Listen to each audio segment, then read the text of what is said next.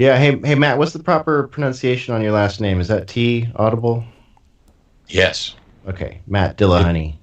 Yep, it's pronounced exactly the way it looks. Yeah, I don't know. I'll go ahead and start recording. Okay. So there's a backup. Looks good. Can everybody hear me and Matt? What you have? Oh, hey, I do need to do something because now I see clothes on my thing. Be right back. That's fine. Welcome everybody. Hash, you want to introduce us, get us going here while we're getting to go? Can everybody hear us? Absolutely. All right. Can you guys hear Hesher? We know you can hear me. Probably hear Matt. Can you hear Hesh? Yeah, radio check 1 2. This is Hesher. Echo. All right, I'm gonna turn down the echo here. I'll try to mute when I'm not going.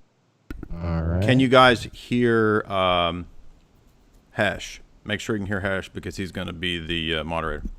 Hey, checking 1 2, checking 1 2. YouTube audience, Jay Dyer YouTube channel. How you doing out there? Okay. Welcome everybody. Everybody hears Hesh, and then Matt, you want to give us a sound check? No, I'm just kidding. I was mouthing along just to see. I assume people can hear me. It all works. Can you guys hear Matt? Yes. Okay, so Matt's got an echo. Matt, if you could maybe, when you're not on the voice, could you ride the mute button, you think? I suppose so. I'm wearing earbuds. I don't know. The echo's not coming on my end, but I'm hearing that both of us are echoing, and I've got headphones on too, so I don't have any speakers that should be picking anything up. There's no echo on you though, Jay. You sound great.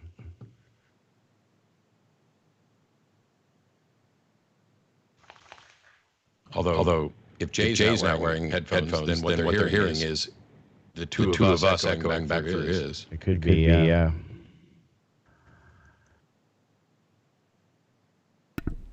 Okay, what I'll do is ride the mute when I'm not talking. Okay.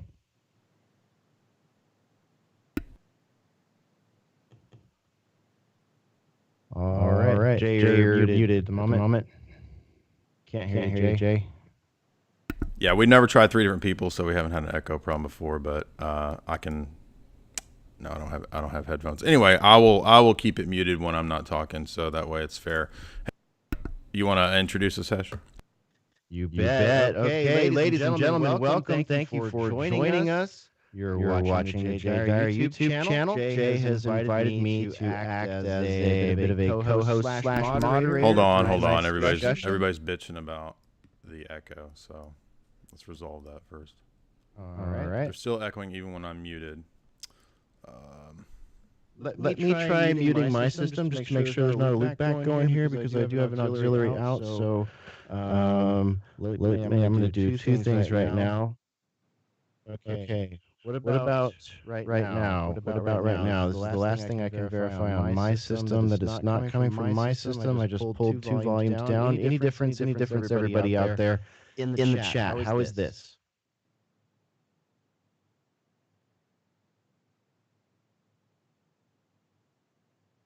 No change is what I'm seeing. Be right back. I'm going to get a pen while you guys are working on that. Okay. All right. How about now? All right. From my side, this is Hesher from alternatecurrentradio.com, host of the Boiler Room, and doing a check 1 2. Any echoes? 1 2 3 4. Let me see if I got headphones. All right. We got Matt looking for a pen. We got Jay looking for headphones. Where is the gremlin? That's always the key question.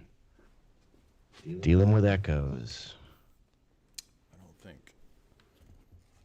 I don't think these headphones will work. No echo? Is there a, I don't know. Okay, let's see. I'm hearing... Did we do something different? I don't know.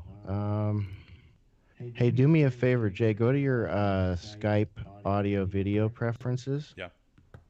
And then when you're looking at microphone, yeah, you see that little checkbox next to automatically adjust microphone settings? Uh-huh. Is that on or off on yours? It's on. Turn that off. It says it's good now. I'm scared to touch it. Yeah. Is that better? Are we good? No echo? They're saying no echo. Okay. I'm not hearing an echo. but So I wasn't me and hearing you it are anyways. good. Me and you are good. All right. All right.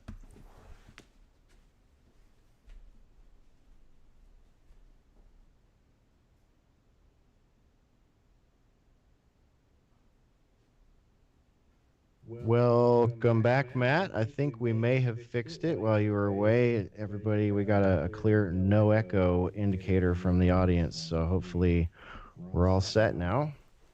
Cool. One of the things to check is that I had a similar problem when I was Twitch streaming with OBS. And there was I don't know if it's still the case, but I remember there was a checkbox where you had to turn off one of the system sounds and it was conflicting with something, but I don't know. I wouldn't remember now anyway. Yeah, Ghosts in the Machine and Mini Gremlins ago, huh? Yeah.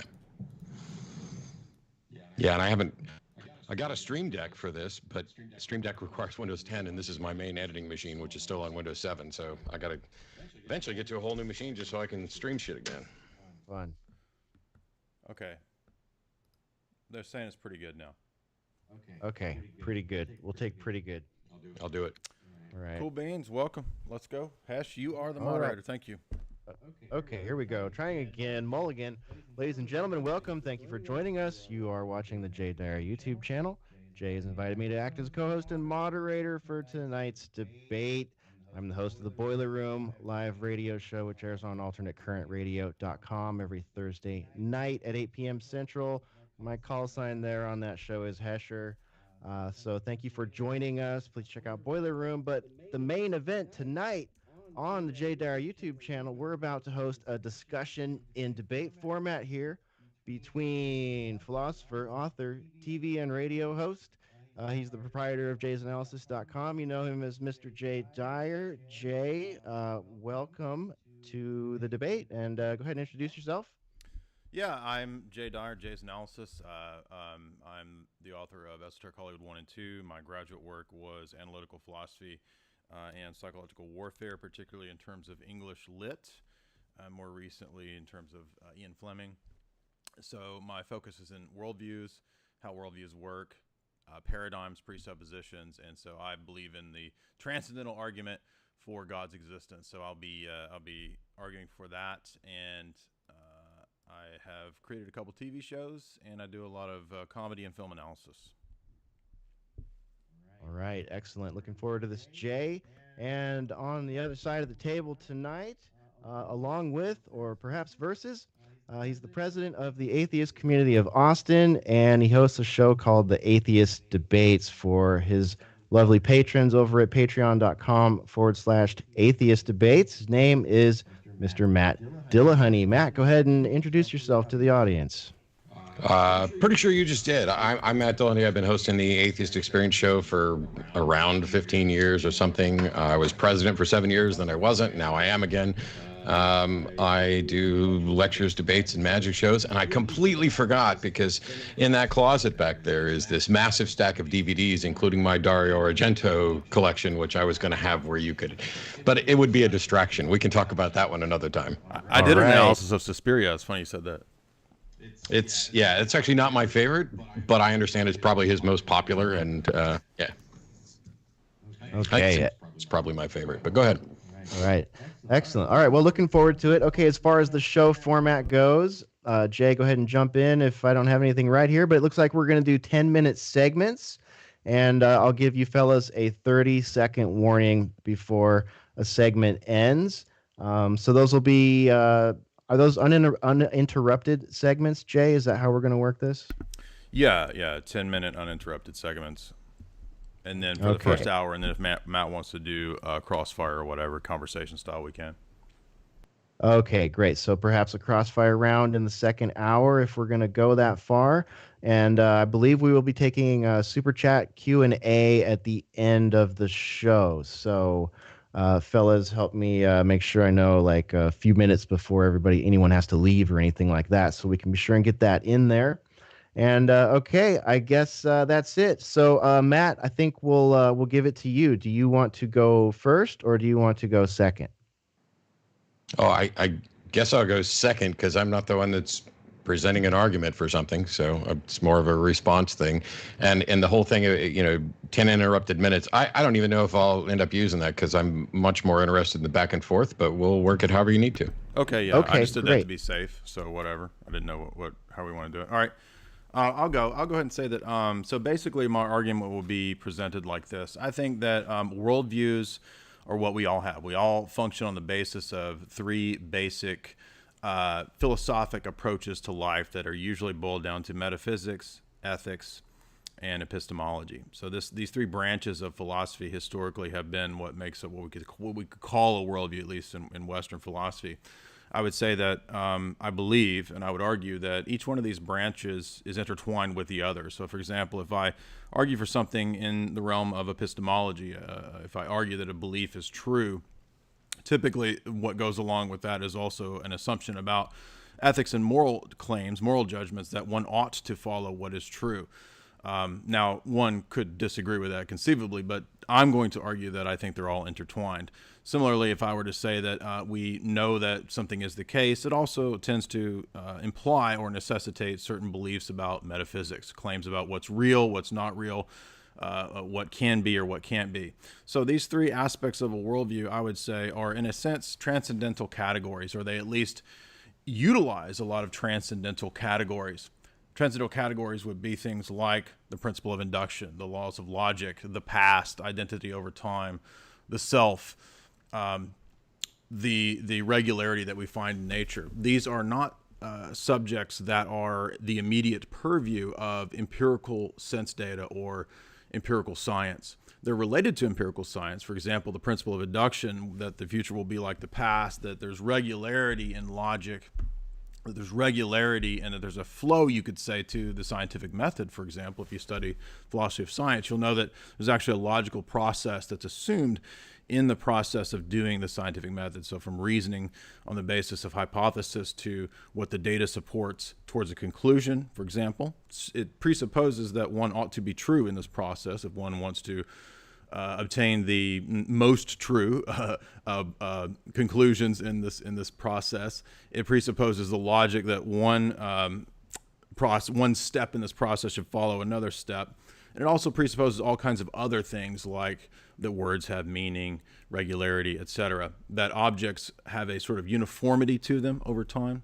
That's, I would say, is all presupposed in the scientific process itself. Numbers would be presupposed in this process. And these are all, I think, things that are immaterial, invariant, they're conceptual, and they're abstract. Now, I think that because something is presupposed in the scientific methodology doesn't necessarily mean that in other words, what I'm saying, we don't necessarily prove everything in the same way, right? So in other words, something that is assumed, that's a category like that, a law of logic or something, that's utilized in the scientific method is in a way more properly basic, more fundamental than even the scientific method itself. So even though the scientific method doesn't have the laws of logic under its immediate purview, it still assumes laws of logic and that regularity that cannot be proven in terms of empirical sense data. So if one were to adopt a kind of naive empiricist view, a kind of logical positivism, what we end up with is the inability to understand or to justify the belief in the principle of induction, the regularity of nature, that the future will be like the past. Now, one could say conceivably that they don't think that we have to justify it or that we can't justify it, but I think that at that point we would be being arbitrary and we would be believing in and admitting things that we don't have any sort of justification for. And I'm speaking here of a kind of specific philosophic justification here in terms of warranted beliefs, in terms of justifying true beliefs, etc. The way history of philosophy in the West has typically justified propositions and beliefs, I would say that we would be relying on things that are immaterial that we can't justify. And so the way that I move from that to God is to say that there are actually a whole bunch of things in all of our lives that we assume that are not strictly speaking physical, not strictly speaking, quote, pragmatic, because from what I gather from Matt's worldview, he tends to have a very sort of pragmatic approach. There's all these types of things that are not immediately justified or known by sense data or basic empiricism, or in what's in the history of philosophy called naive empiricism. So what I would say is that if I were Matt, if I wanted to be a consistent skeptic, I would go the route of David Hume and be a skeptic all the way. And to be a skeptic all the way would be to admit ultimately that no, there's not a justification for induction, for the regularity that we see in nature, and thus there's no justification epistemically, logically, in terms of rationality, reason, logic, etc., for the scientific method itself. Now we can fast forward all the way up to modern logicians like Bertrand Russell or William Van Orman Quine. Russell and Quine also continued this idea of saying that there's not really a justification if you're a basic empiricist for these ideas. They just have to be kind of a given. We can treat them like they are, but we can't coherently give a basis or a justification for them. So to me, that's kind of an admission of the intellectual bankruptcy of this kind of logical positivist position. So you have all these kinds of things that are different from just physical material, physicalism, like laws of logic, like numbers, like number theory, like Mandelbrot sets, right? Very, very elaborate mathematical sort of equations that many philosophers and mathematicians, somebody like Roger Penrose, and I'm just bringing this forth as a testament, not a proof, just as an expert testament. You know, Penrose says that when I looked into the advanced mathematics of Penrose tiling, he said it looked to me like we're actually discovering these mathematical principles, not socially constructing them. So if you know about fractals, you know about Mandelbrot sets, you know they're very elaborate, right? They're not something that could just be a social construct. They're actual mental discoveries. So the point is that if that's the case, then I don't think it's at all irrational to believe that all of these different kinds of categories or transcendental preconditions could be explained perfectly in a worldview where God exists, and particularly the Christian view. So I'm here to defend Orthodox Christianity, not Southern Baptist theology, not the fundamentalist stuff, not Roman Catholicism or any of the other views. I have a very specific view and argument from Orthodox Christology and theology. So when we have that conception of God as a divine mind, omnipotent, omnipresent, et cetera, what we then see is that reality has its grounding and its basis in the mind of God. So quite literally, everything that exists has a logoi or a logi, an exemplar as it's called in the West. This is kind of like Platonism, but I want to be very precise because we're not Platonists. But we do believe that the essences and the universals that exist are ultimately grounded in the mind of God. And that makes perfect sense. That makes sense why there's regularity in nature, because of divine providence, because everything that exists is, in a sense, grounded in the mind of God. Thus, truth has more than just a pragmatic function. It actually is a transcendent quality. Truth is actually objective. It's not just a social construct. It's actually a reflection of the mind of God. And specifically, I would argue that if we got into the nitty-gritty of it, it would be a defense of the Orthodox view of God, right? Getting down to the point of the one and the many. For example, this is a classic problem in the history of Western philosophy. The one and the many problem is solved by our doctrine of the Trinity, and more specifically by the Logos, Christ, and the Logi, right? The rational principles that are operant in nature. Now, it's true that we could remove all that. We could just say, well, none of that's true. I don't buy any of that. Those are a bunch of logical crazy leaps. And I just think that what exists out there is matter in motion. I know Matt's heard this argument many times. I'm not going to rehash all the sort of classic presuppositionalists, quote unquote, that he's debated, because I think my argument is a little more precise, a little more fleshed out, better argued, hopefully. And that is that all of these different transcendental categories, if you were to sort of bundle them into a big pile, they make perfect sense in a world created by God, in a world that unfortunately is fallen, but nevertheless still reflects to a degree the truth about God. If we're made in the image of God, we understand how there's dignity. If we are made in the image of God, we have the ability to know objective truth, right? God's world is regular. It operates on principles of regularity. If the mind of God is the basis of all reality, we have a basis for these really abstract and obtuse mathematical principles that we know are real, that are not, strictly speaking, physical. So all of these kinds of things, right? Ethics, epistemology, metaphysics, they make perfect sense in a worldview where our God exists and the kind of God that we argue for. In a worldview where we have pure materialism, pure pragmatism, random chance, random chaos, there's nothing like invariant, immaterial, conceptual, law-like things. Where are they? What are they? They're just social constructs. Now, I don't know if that's Matt's opinion or view, but I have heard him say in previous discussions and talks that he doesn't think that there is a justification, so to speak, for logical laws, mathematical principles, these sort of abstract conceptual things. He thinks that they're just kind of things that we just use and they work. But that 30 seconds. But that would be, I would say, to be arbitrary. And when it comes to debate, we're presupposing universal categories and laws, and that doesn't allow us to be arbitrary. All right. Thank you, Jay.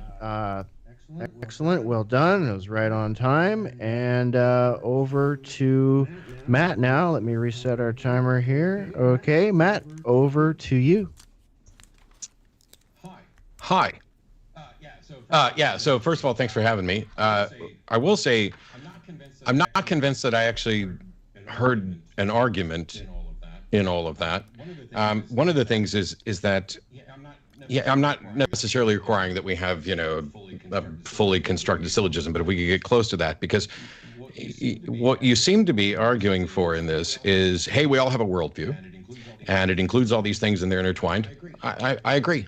But what I'm getting to is to whether or not the things in our worldview are true. I mean, there probably needs to be a side discussion about truth and whether or not we can attain it. Because when you say that it's essentially arbitrary to decide that we can't justify the things that we presuppose, I disagree. When we have, for example, the laws of logic, which I would argue presupposes truth or presupposes reality, and so there's a number of things that we're going to presuppose just to get work done.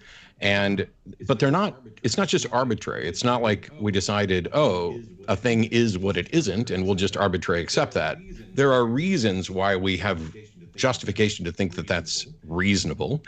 But the recognition that we don't necessarily know what guarantees that is not arbitrary. It's an acknowledgement that throughout all of the time that we've been kind of poring over these things in philosophical contexts, we haven't been able to come up with something that is demonstrably a guarantor of logic or a guarantor of human dignity or any of the things that you might list. And so it's completely unsurprising to me that, and I think it's true, a worldview that includes a belief in a God that could serve as a guarantor for all of those things makes the world make sense.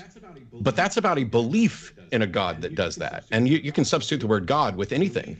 Belief that there is a justifiable foundation serves as a justifiable foundation. It's virtually circular there.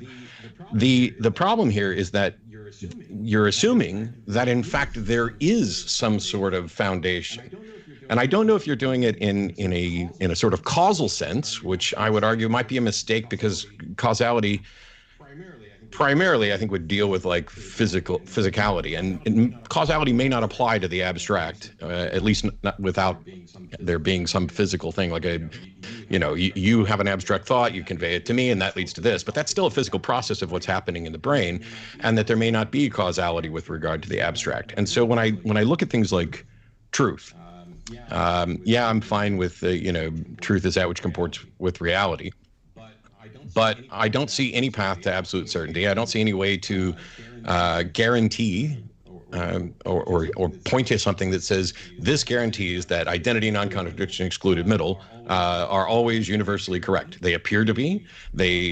Our reliance on them is because they continually demonstrate their reliability in the sense that we're not all dead. If I have a worldview that says that buses are imaginary, all of a sudden crossing the street becomes far more dangerous. And so the only thing that I can do is interact with the reality that I have. And so I'm a big proponent of Occam's razor, don't multiply entities unnecessarily. And so I presuppose that there's a reality which I share, which I can't prove or justify. I think there are some potential arguments against hard solipsism, but only in the sense that they seem satisfying to us. There's no way to demonstrate. Like the one I've used before is that I find it patently absurd that I've both written every wonderful song that I've enjoyed, which I don't understand and don't know the key of or anything else, but and also the ones that I despise. Or I've been every caller who's called into this show with good points and all the callers that have called in with bad points. That level of I am the only thing, I think perhaps intuitively, if no other justification, appears to be far more absurd than the likelihood that Jay and I are sharing a reality. And so when I look through the opening here, I agree we have a worldview. I noticed that among the abstract transitory items, he didn't list truth. Whether or not it's in there on his view is up to him. But, oh, there's a note popped up there. But so when it was interesting, because when Jay said, here's how I get from there to God, and we'd gone through a long list of things, and it's here's how I get from there to God.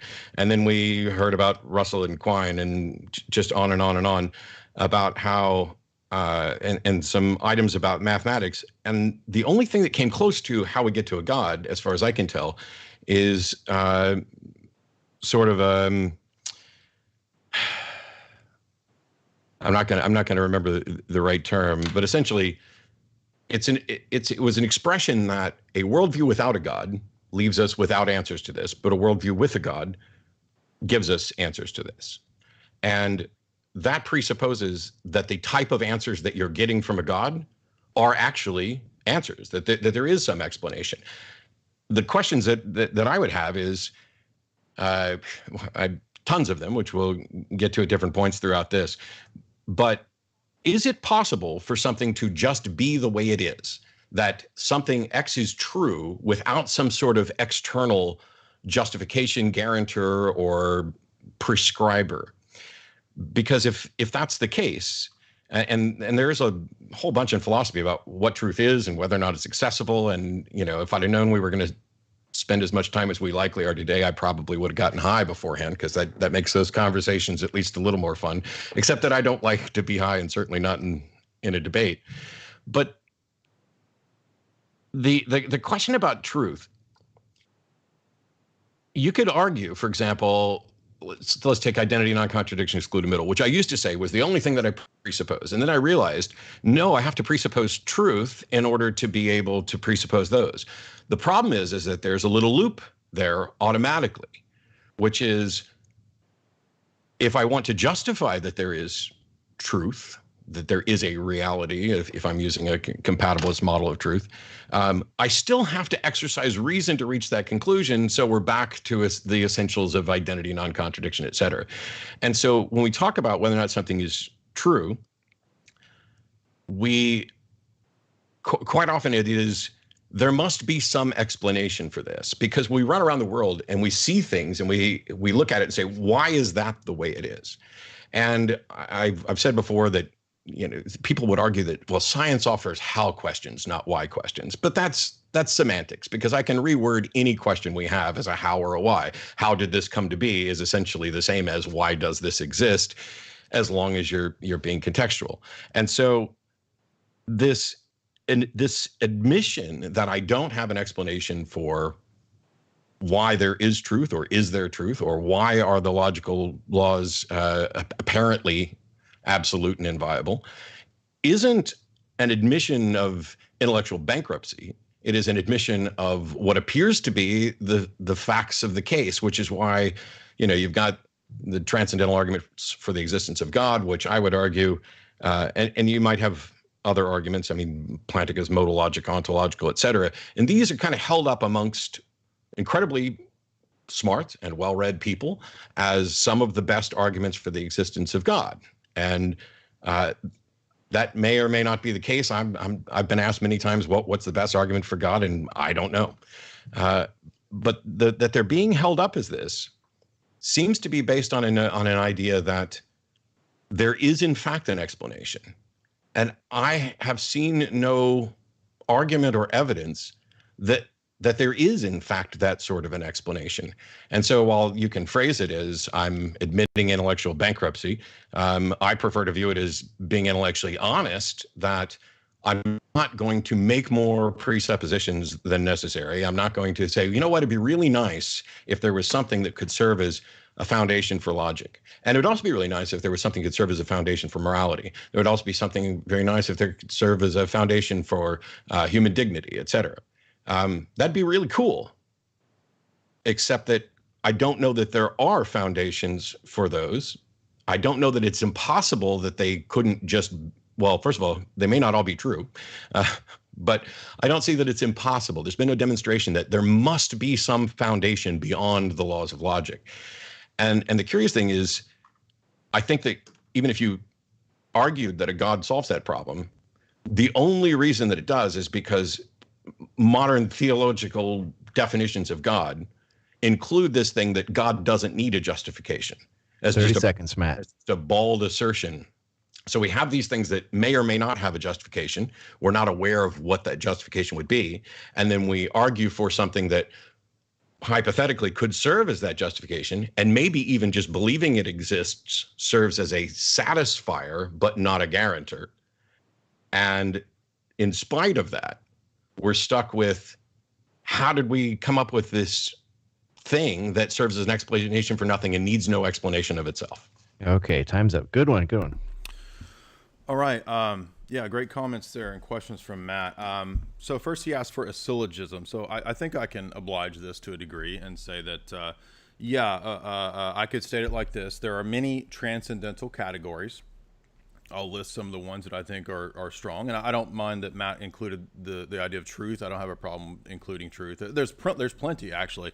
It's just that I was just kind of going off the top of my head and listing some. But you could say something like identity of objects over time. You could say value judgments. You could say interpretive frameworks. You could say the problem of the one and the many. You could say meaning in language. You could say words themselves. You could say temporal spatial relations. You could say the past. You could say numbers. You could say the idea of causality. You could say the idea of telos, rights, freedom. All of these could be bundled together. If we were to discuss those things, they're presupposed not just in the process of scientific methodology, which I was kind of focusing on in the opening statement, but in life in general, right? I mean, throughout life, we assume these kinds of things all throughout. We assume the existence of a self, right? The self, however, is not something, obviously, that is empirically verifiable. We kind of assume it in the process of arguing for it or against it. Now, I'm not saying that people that argue about it or that there might not be some attempt to scientifically investigate the notion of a self, but even if you were to find the pineal gland where you thought something, like Descartes, where the soul or the self or mind or whatever was housed or whatever, there's still a distinction, I would argue, between brain and mind, in my view. Now, that's why I'm saying that when we talk about reasoning, when we talk about logic, when we talk about all these different categories, I think we're talking about things that are outside the purview of mere sense data and sense experience. That doesn't mean that they don't have any connection to material sense data and sense experience. They're interrelated, but they're not identical. So I want to say that I don't think we have to fall into like an either or unless we presuppose materialism.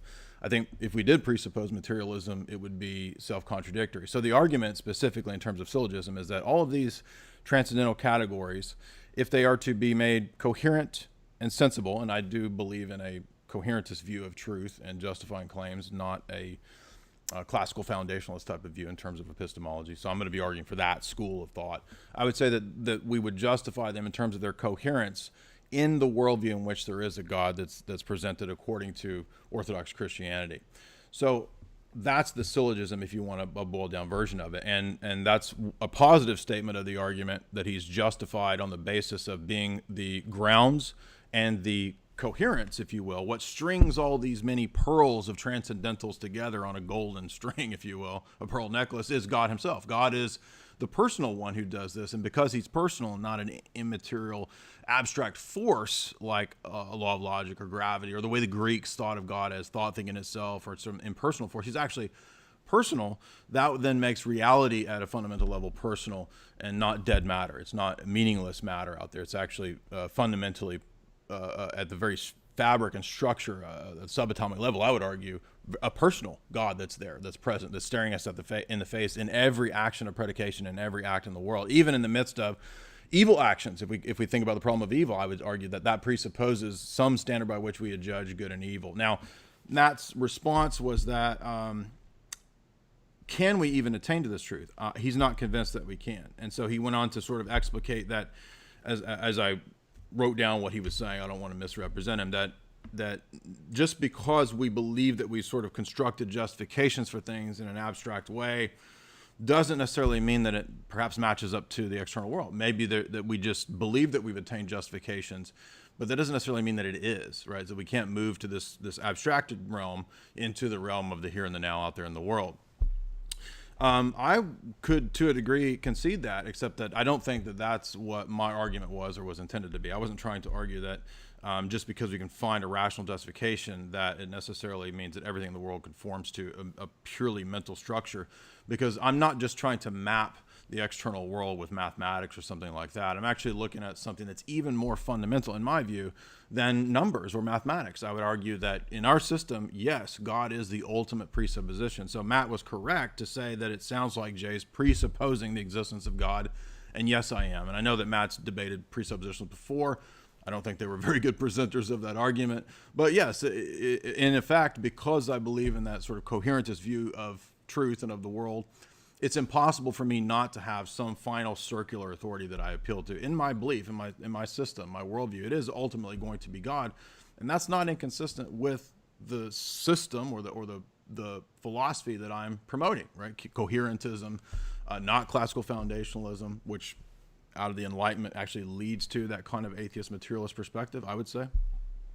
But in fact, there's nothing logically wrong or incoherent by saying that God is the ultimate foundation in my worldview, and that I am presupposing it, and that I'm comparing what I presuppose to Matt's presuppositions. Matt's presuppositions are very pragmatic, as I said. They're skeptical and they're pragmatic, and I understand that. I don't necessarily have a problem with it. I would just enjoin Matt to be more consistent if he's going to go that route, and go the route of Hume and go ahead and say that truth can't be justified. Induction can't be justified. And not only can it not be justified, we have to utilize all these things that don't make sense on our worldview. So I wasn't just throwing out names of Russell and William Van Orrin Quine to be fancy or whatever, but I'm actually making a specific point about the fact that Russell and Quine, all the way back to Hume, there's been a consistent pattern amongst the empiricists, the pragmatic tradition, to say there's not a rational logical justification for these things that we use in an empiricist worldview.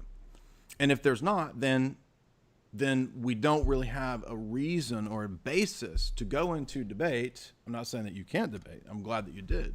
But on the grounds of logic, on the grounds of debate, which I think presupposes logic and truth, as you talked about, we don't really have the grounds to debate itself, right? So debate presupposes some common notion of truth. It presupposes the ability to communicate truths that are not merely material. I mean, I'm speaking words that have meaning, that are conceptual in some way, that go beyond just the vocal cords and just the electricity, that actually convey information. If we look at information science suggests that we don't find information, meaningful information, being transferred anywhere in the world that's not from a mind. So the argument that I made was that even more fundamental than numbers or the concept of information or words is all of these transcendental categories that are presupposed in communication, in life, in logic, in ethics, and whatever. And they make sense in a paradigm, in a complete worldview where we have the kind of God that we believe in. That is the argument. Now, one could conceivably say, I don't accept transcendental arguments. I don't believe that they're a valid form of logic. Well, one could do that, but I think that would lead to, again, more fundamental self-contradictory positions that are ultimately sort of destructive to philosophy as a whole. I mean, I kind of appreciate that Matt was almost hinting maybe that, well, maybe there could be some sort of solipsism or something like that. And I think that if one were to go down the logical positivist Humean route, that would be the consistent way to go. You would kind of be led to that, whoa, we live in the Matrix kind of view, like Neo or something, right? That this is just sort of a projection of my subconscious, of my mind. Because many in the empiricist tradition actually did go down that way. They went down that route by saying that, if we're going to talk about justifying our beliefs, being rational, giving a coherent account of our beliefs, we can't really prove the existence of the past. Not only can we not do that, we can't justify induction, the principal belief that the future will be like the past. We can't really justify the self. I mean, we have maybe a bundle of memories, but that doesn't necessarily equate to a, quote, self, that there's a transcendental unity of a self that sort of is underlying all these perceptions, right? All the sense data that comes to us from from empirical experiences. If we can't justify those things, then some of them went in this route of a kind of radical solipsism. And they said, yeah, the only thing that we can know is what's immediately presented to our senses. And even that, we can't even know if that's coming to us from an external world. It's just perhaps something that our mind is presenting to our senses, right? This would be eventually the debate that's called indirect realism. And if you go the route of indirect realism, then you don't even have a basis for an external world. And belief in the external world actually is a transcendental category, a transcendental truth, I would argue, as all these other things that I listed are. Now, if we're at that point in our philosophy, and I don't fault Matt for going perhaps into and exploring the realms of where these ideas lead, I think what they show us is that when we don't have the presupposition of God, and when we don't start with that, we're inevitably led down these paths to dead ends in philosophy, total contradictions. And for example, if one were to say, well, maybe solipsism isn't a contradiction. Maybe everything is just a phenomena of my mind. If we were to go to that route, then we would be led to the conclusion that everything that's happening is essentially, in some sense, illusory or just a figment, a phenomena of passing ghost, you could say. And if that was the case, then my coming to know the truth of solipsism would also be part of the solipsist maze and mirror, and it would be self-contradictory. All right, and time. Thank you, Jay. Very good, very good. Everybody, if you're just joining us, you're at the Jay Dyer YouTube channel, and we're having a friendly discussion / debate tonight between Jay Dyer and Matt Dillahunty. I am your co-host, your guest host, your moderator, your timekeeper. My call sign is Hesher. Thank you for joining us for the show tonight. And all right, Matt, we'll pass it back over to you. The mic is yours. Yeah, so I'm a huge fan of Hume. Doesn't mean I agree with him on everything. I'm definitely not a logical positivist, but I think Hume on the foundations of epistemology is probably where most of my views either formed or began. And for the longest time, and I don't really go with labels when we talk about a lot of things. Like I'm fine with truth is that which comports to reality largely, as opposed to a coherence view of truth. When it comes to the foundations, I think probably one of my favorite ones that comes closest to being a label that I could apply to myself is actually found-herentism, which is something that Susan Hawke put forth, I don't know, somewhere in the last 20 years or so, maybe. It's a combination of foundationalism and coherentism.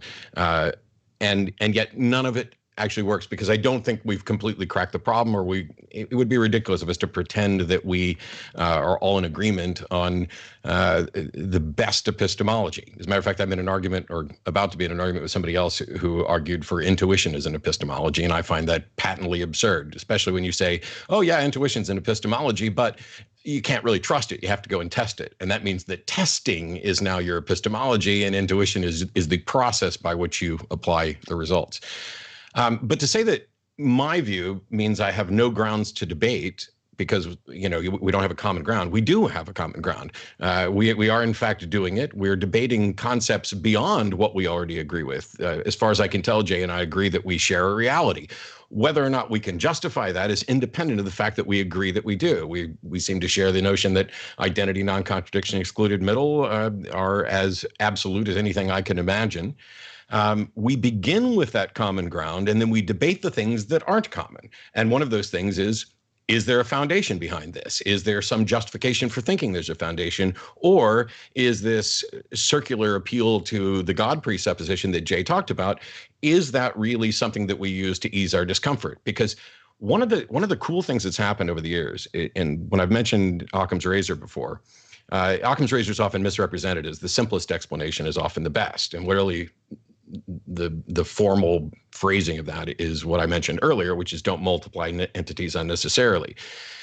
The problem is that when you say God did it, that feels simple to people, and so they think they're consistent with God, with Occam's razor. And so they're saying, well, you presuppose logic and dignity and morality and all these other things, which isn't necessarily true. I'm just using those all as examples. I think that some of them are derivative, but you presuppose all those things, and all I have to do is presuppose God. So I have fewer entities, and it's simple, except that God presumption comes with a load of baggage and a lot of manipulation, including getting it to be the thing that does not require an additional justification. And there are questions. Well, let me finish this part. We're debating the part that's not common. Now, whether or not we can justify those things that we agree on, I'm not convinced that we can. Otherwise, there wouldn't be this debate. We'd just agree. Yep, we can or we can't. So I think what we're starting to talk to is about, and this may be a bit of a cheat on my part, but about certainty, because that's the thing that seems to pervade this in the, well, what is your confidence level, or what is your Like if you were to try to quantify your rational justification in X, and if you begin with a presupposition, nothing that is derived from a standard can be more accurate than the standard. So if I have a watch that doesn't keep good time, or I have a ruler that isn't to a standard, none of my measurements with that can be more accurate than the standard that I'm going with. And so we have this grand unknown about logic and whether or not it is in fact absolute and inviolable as it seems to appear. And even in pure reasoning terms, you're automatically led to presuppositions. You would have to assume they were true in order to prove they weren't true. You would have to, and that gets us to the assumptions about truth. For me, what I often see is this assertion that your worldview can't justify this, and therefore you have no grounds to say anything or do anything else. And when I hear that, it seems to me that somebody's saying you can't be absolutely certain, even if you could be reasonably certain. And so I don't think you can be absolutely certain about anything. And I've in the past talked about what I described as I'm fully acknowledge that I am a dilettante and not a degreed or credentialed person in this field at all. So I worked things out on my own based on others, but it's what I described as maximal certainty. If I begin with there is a reality and the laws of logic appear to be inviolate, and I will revise that the second somebody demonstrates that the laws of logic can be violated or don't always apply. I don't know how they could do that. But then everything that is deductively arrived from those, like mathematics, I would say you can be maximally certain about, because the deduction from logic leads to essentially the same level of certainty, not in your actual results, because we can always, forget to carry the one or something. But mathematics itself is deductively derived from that, and so we can be maximally certain. Other things are inductively derived, and so there's a lower standard of certainty that doesn't approach maximal. And maximal could be absolute. If the laws of logic are absolute, then maximal becomes absolute. It's just that I don't have any way to demonstrate that. For everything else, we have a lower confidence level. And a la Hume, the wise man proportions his belief to the evidence. And so recognizing that, I live in a world, and I don't think I can be absolutely certain about anything. But that doesn't mean that I'm in a state of chaos and can't determine anything. I live in a world that is apparently reasonable, where we have scientific methods, which, by the way, science doesn't make any proclamations about truth or claim any sort of certainty. Science is always about, this is our tentative conclusions based on the best current evidence. It's always subject to revision. Nobody's claiming that, the moon absolutely, well, all right, I was going to go with green cheese, but there is the thing where you may not know what something is, but you can still demonstrate what it isn't, that this doesn't apply. So I have a belief in an external world. I agree that that is a transcendental view, but as long as you and I agree that we share the same reality, which we must do, otherwise we wouldn't have agreed to reschedule this debate and come on here and talk there, then that's all we need to then begin to have a discussion about whether or not we have foundations beyond that. So there's a problem that was stated very early in the last 10 minutes or so, where you were like going to try to put it in some sort of syllogistic form. I don't think we really got there, but I think I might have a better understanding, which is there's a whole bunch of transcendental categories. And if those categories are to be made coherent and sensible, then they require a justification, and you believe that you've found that justification. This is a problem that I have with the coherent model of truth. And that is, you're absolutely right, Jay, because the coherent model of truth is one where truth is coherent with a set of propositions. And one of the propositions that you're including is these things have a foundation. That is the proposition that I reject. I'm not saying it's false. I can't demonstrate that they don't have a foundation. I'm just saying there's been no demonstration that they do. I don't see any reason why these things aren't true in and of themselves, in much the same way that people would argue that God doesn't need a foundation in and of itself. To me, if there's no demonstration, there's no way to demonstrate that this could have been any other way, then we're on pretty good ground in saying the laws of logic have to be absolute, or at least it's a reasonable, not quite maximally certain inference from the direct observations and the fact that these tools keep providing us with what appears to be consistent understandings of reality. Now, you can construct a justification for anything. And this is why, if we're sitting at a card table, and full disclosure, I'm a magician. I can cheat at cards. And I deal out the cards, and we're playing bridge, and you get 13 spades. You get the perfect bridge hand. Now, within the context of our understanding of the world, you could make a reasonable conclusion that perhaps I cheated, especially if you know you're sitting there with someone who's capable of dealing out pretty much whatever they want, or seemingly dealing out whatever they want. And it would be easily argued that the worldview that includes Matt cheated would offer the best explanation, the most likely explanation for how you wound up with all 13 spades. But that doesn't tell us whether or not that's actually true at all.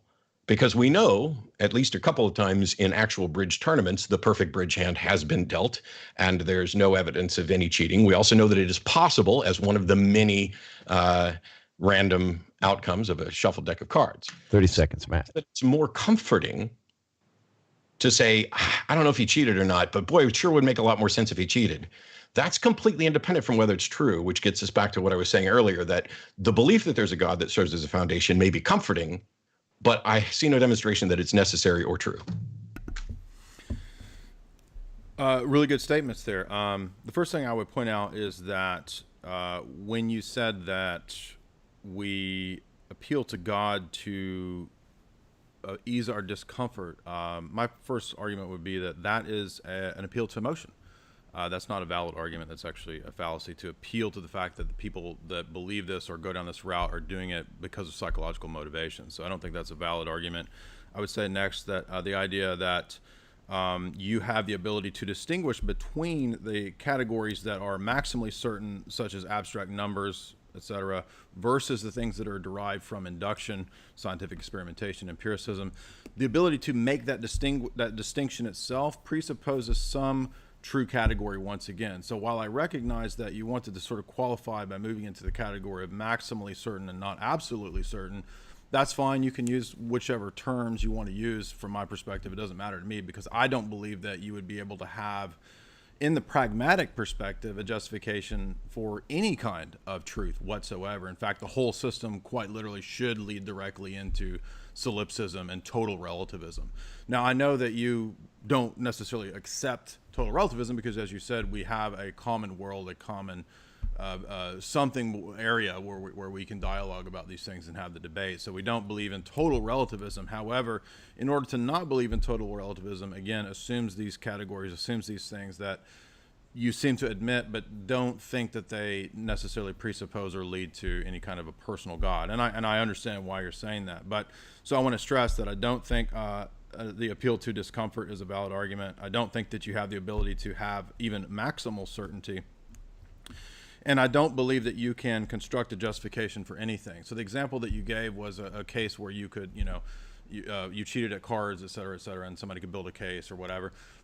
When it comes to normative day-to-day kinds of activities or what you could call normative logic, that could be true. Yes, there's a lot of situations where we would have, through induction, limited amounts of certainty. But the strength of the transcendental argument, the strength of the argument that's being presented here, is that there are some things that are so fundamental that to deny them or doubt them, which theoretically one could doubt them, but to actually live or to actually consistently try to doubt them and not live according to them or not, debate according to them, would lead to such a fundamental breakdown of the coherence of one's belief system, or even the possibility of knowledge, the possibility of operating in the world, of predicating about objects in the world, of knowing things in the world, or doing science at all.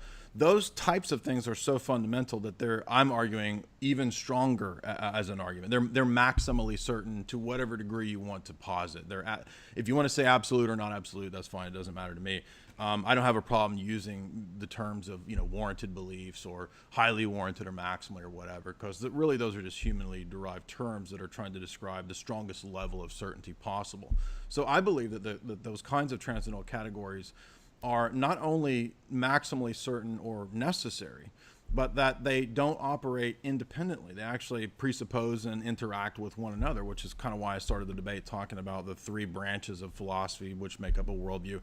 These things all, I believe, cohere and kind of presuppose and are tied together with one another. For example, it wouldn't make any sense to talk about the past experiences, and can I have a rational belief in past experiences if I didn't believe that there was a self that had those experiences? It seems that these two things kind of go together.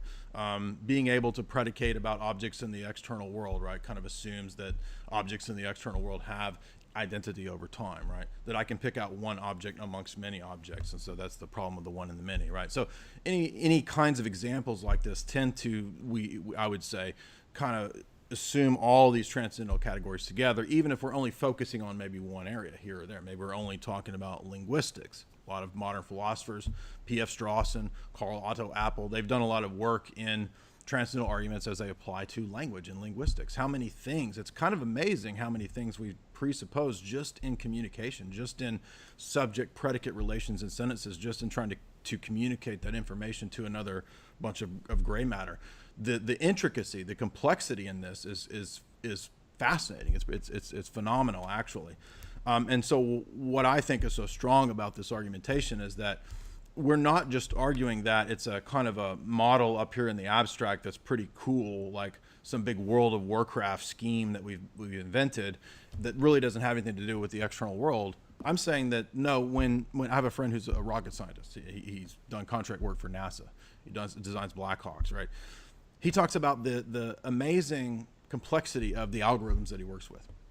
Now, I'm not a mathematician, right? I know about math theory in terms of philosophy, but I don't do the abstract, calculus that he does to how to build, Blackhawks, right? But to him, at least in his mind as an engineer, and many other engineers and mathematicians who utilize math in engineering, is that they see the practical application of this very abstract realm into the here and the now. And if something's wrong in the equation, the Blackhawk's not going to fly. It's going to crash, right? So he has to be very precise. He has to be very clear in the way that he gets it all perfectly right.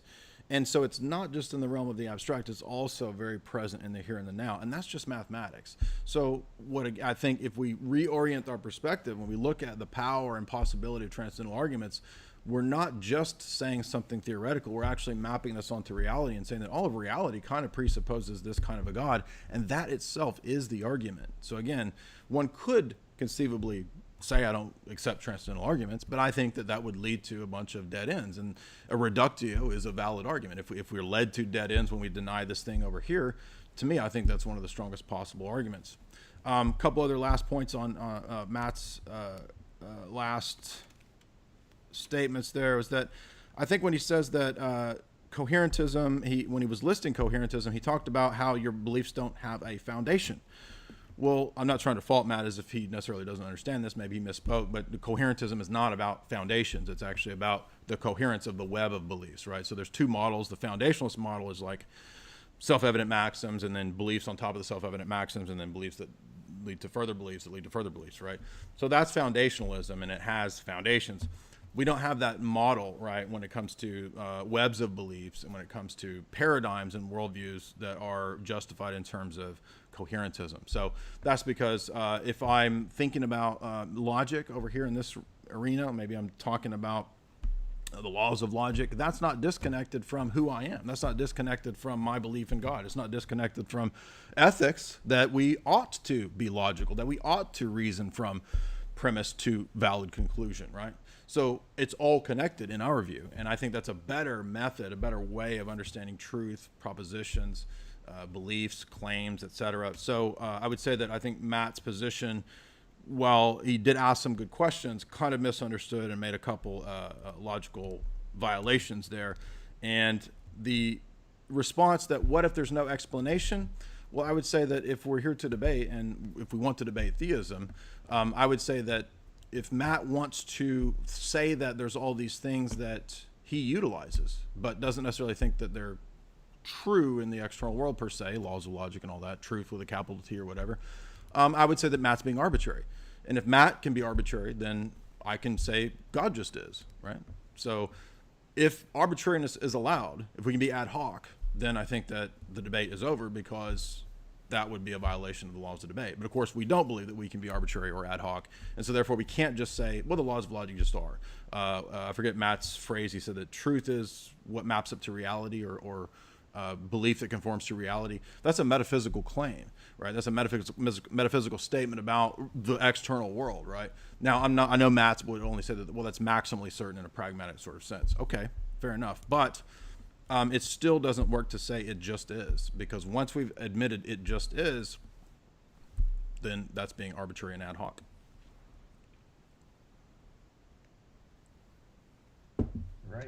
Right, Jay, good one. You're right down there. I was just about to give you a 30-second warning.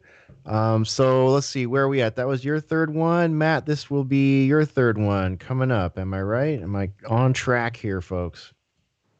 All right. I don't think this one will take the whole 10 minutes. All right. Well, feel free. The mic is yours, and then we'll switch gears into something else. Sure. So Jay's basically just saying that if I can arbitrarily say the laws of logic just are, then he can just arbitrarily say that God is. He's completely right, except that's not what's happening. I'm not arbitrarily saying the laws of logic just are. I'm not even asserting that they just are. I am recognizing that I have no reason to think that they could be anything other than what they appear to be, which is inviolate and absolute. I'm not saying they are absolute. I'm saying it's my presupposition. And that presupposition is supported by the continued reliability of these things. And yes, there's something in there that's always going to be circular, which is why we call them a presupposition. But when Jay, what he's really doing is admitting that he's presupposing a foundation to the thing that I'm presupposing. And okay, you can call it arbitrary, you can call whatever. I'm saying the whole point of this discussion is we both agree on the absolutes. And my view is I'm not aware of any way that they can have a foundation. I'm not sure that there's any way to demonstrate that they have a foundation. And presupposing a foundation, you can say it's an emotional appeal. What other reason would somebody have to presuppose a foundation to something that can't be demonstrated or hasn't been demonstrated to have a foundation, other than their discomfort with the lack of a foundation? Because I'm not convinced that even the foundation that they're presupposing can do what they think it'll do. And I'll get to that in just a second. He said all of reality presupposes a God. That's just a bald assertion. I'm part of reality as far as I can tell. I don't presuppose a God, so that's clearly false. But in the context of what he was actually saying, he seems to be claiming that all of this necessitates a God. And when he refers to, the use of a reductio ad absurdum, I agree. I got no problem with the reductio. But no, finding a dead end in your constructed reductio doesn't mean that your other proposition is correct. There are two things that need to happen in order for that reductio to be of any use. The first is that you have to demonstrate that there is a necessity of an explanation for X, and then all other possible explanations for X fail. And that neither of those has been done by any stretch of the imagination. Where's the demonstration that there must be an explanation, that it couldn't just be so? I'm not saying it is just so, which I was kind of accused of, but I'm just going to say that was talking quickly and that there was no malice in misrepresenting it. I'm not saying it has to be so. I'm saying where's the demonstration that it is necessary that it can't be so? And we haven't gone through all other possibilities to show that they lead to a dead end. We haven't even gone through the raw theism versus non-theism view to show that this doesn't have an explanation. Because just because we don't have an explanation for something today that is consistent with a worldview that doesn't include a God, doesn't mean that that's not going to happen at a later time. This is the thing about skepticism. There may be some things for which we will never have an explanation. That's incredibly, we're all uncomfortable with not knowing. I wasn't trying to make an emotional appeal. I think that's how humans operate. Our discomfort with not knowing is what makes us seek answers. It's the reason we're having this potential discussion today, because if Jay can successfully present something that convinces me, well, now there's another person ostensibly on his side. And if I can show that Jay's made a mistake in assuming something that isn't necessary and can't be demonstrated, well, then maybe I have an ally on my side. I don't think either one of us came in today thinking that we were going to change the other person's mind. I don't do this. I mean, I'd be happy if Jay and I wound up agreeing on stuff, but I do it for the people who are listening so that they can hear a discussion about this. And especially in areas like, deep philosophical concepts where I'm not remotely an expert. I just think what I think and for my reasons. But I can do my best to explain it. I'm not, as you talked about language.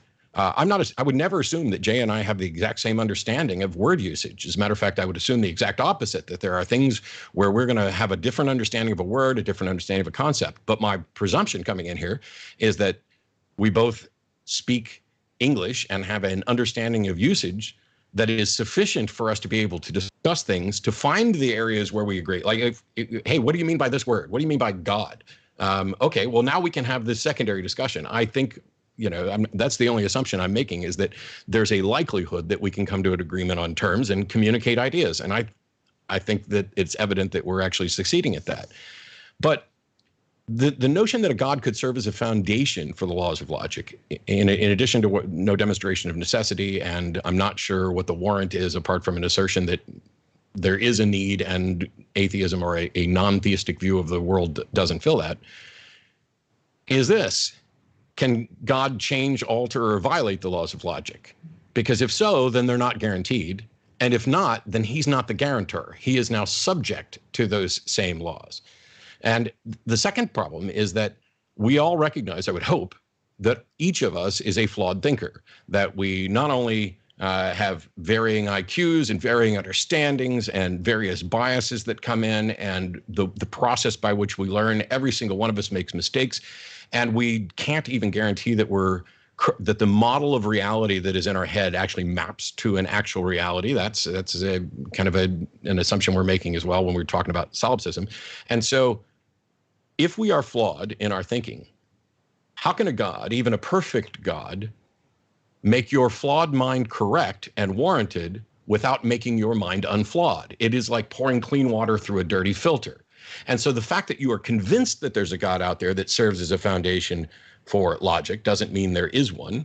And even if that God does exist and does serve as the foundation for logic, there's no way for that God to demonstrate that to you to the point where you would have the essentially absolute or maximal epistemic warrant, unless that God makes your mind completely not flawed, at which case there would be no more debate or discussion. It would just be, hey, this is the way it works. And we'd go, gosh, because we would have godlike mentality. And so I don't know how I don't know how to overcome those problems.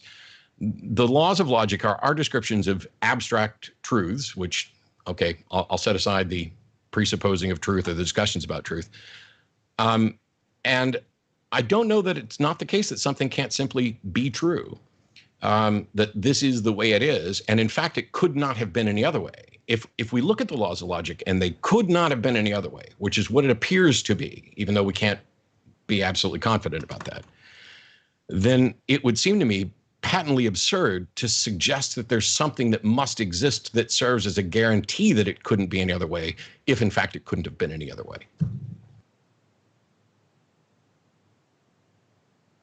All right, excellent.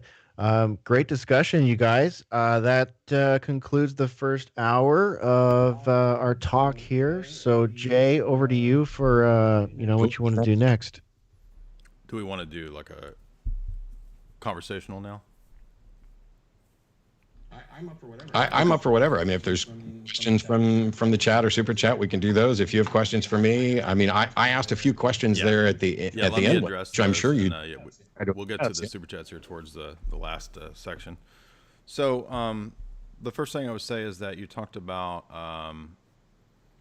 what I was saying was that when it comes to the domain of philosophy where we do debates, where we do argumentation, to say, I mean, it's fine to say that you believe that we seek justification for our beliefs, perhaps at times out of psychological motivations for comfort, but that doesn't translate into an argument in a debate. So just because, and it could be entirely the case. It could be the case that maybe a person is only arguing for the existence of God because of psychological motivations, and they're weak people and they want to have comfort. But I still think that that's a fallacious argument in terms of strict logic. It's not valid to the truth or falsity of God's existence.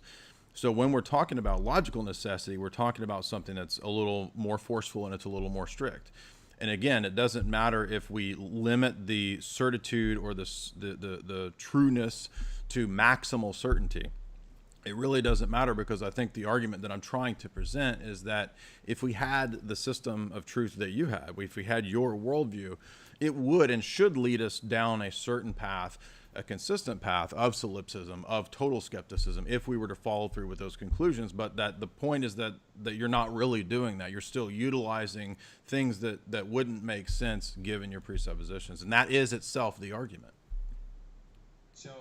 So, as a skeptic and somebody who essentially teaches about skepticism, I often get asked this thing about, can you be too skeptical? And of course, my answer is no, because what they're generally be talking about there is not skepticism, it's cynicism. Skepticism is an ideology, in an ideological sense, is I want my internal model of reality to match the reality I experience as best as possible. And so you've a couple times now suggested that my worldview should lead me down a path of total skepticism. Well, I am a total skeptic in the sense that I have doubts about everything. I am not absolutely certain about anything, but that doesn't mean that I don't have reasonable confidence in things that are based on the foundation of logic. Now, if we're going to have the conversation about what's beyond logic, which is apparently what we're trying to do, criticizing the view is just one more attempt to say, oh, there must be a foundation. Well, where's the demonstration that there must be a foundation? What are the consequences if there's not a foundation to logic? But the argument is that you don't have a basis or ability consistently to appeal to logic itself, setting aside the justification of whether... I have the same basis everybody else does. I'm convinced that it is reliable, as are you. The difference between us is that you are convinced that you found why it's reliable. That's not. But that was why I asked the question about induction, right? So induction and saying that you're convinced about it, it would presumably mean that you think that it works, right? It's pragmatic. Yeah, it works. We both agree with that. So does pretty much everybody else on the planet for the entire... something works is a value judgment, right? That you're using another category to try to say that that's why this thing is true, but ultimately that would be circular. Yes. So the whole thing is I've acknowledged a presupposition. How on earth is it as a counter to me to say, oh, you're presupposing? Because on the worldview that you have, those kinds of things shouldn't exist. That's absolutely not true. So this is where we're always going to get in trouble. You make an assertion about my worldview and about what shouldn't exist. My worldview is that I accept this because of a demonstration of its continued reliability. That's called induction. And that's not a justification. That's just saying that it is, right? So in logical justification, that was why I pointed to Hume all the way up to Quine. They still say that this is not a belief or a view that can be justified. Yes, and I agree. I see no justification. You're asserting there is a justification. And when I ask for what it is, you're just asserting that, well, my worldview collapses without it. And you even asserted that these sorts of things shouldn't exist. Stop. You should assert these sort of things shouldn't have existed in my worldview. Where's the demonstration that my worldview should not include things that are just true, or better yet, that are reasonably presupposed because of their continued demonstration of efficacy? Because that would be being ad hoc and being arbitrary. And I'm saying the justification is that in a world where there is a God, the doctrine of providence actually makes sense why there's induction and the regularity that's in nature. I'm not aware of a world where there is a God. I'm aware of a world where there are people who are convinced there's a God and who are convinced it serves as a foundation. Right here. Right. And so where's the demonstration for that, other than an assertion? No, it's not. I mean, if we're just going to make flat out assertions, then you assert your rights. It's not an argument. You haven't presented a single argument for the entire thing. You've presented colloquial, kind of loose arguments, but there's not. The whole thing is you claimed that this shouldn't exist in my worldview, that logical absolutes could not be true under my worldview. The fact that you're presupposing that there is an explanation for why they're absolute, rather than just recognizing that they are. That would be being arbitrary and being ad hoc, and typically in debates that's not allowed. It's wow. Hey, Jay, I'm sorry to interrupt. We are getting some complaints as you guys are doing the more free-form conversations. So if you guys can kind of I hate to interrupt the flow, but we are getting some echo on your mic, Jay. Okay, so if when you I'm not really talking, ride that mute. Okay, cool. Thanks. It would only be arbitrary if I were asserting these things are in fact absolute and inviolable. That is not my position at all. My position.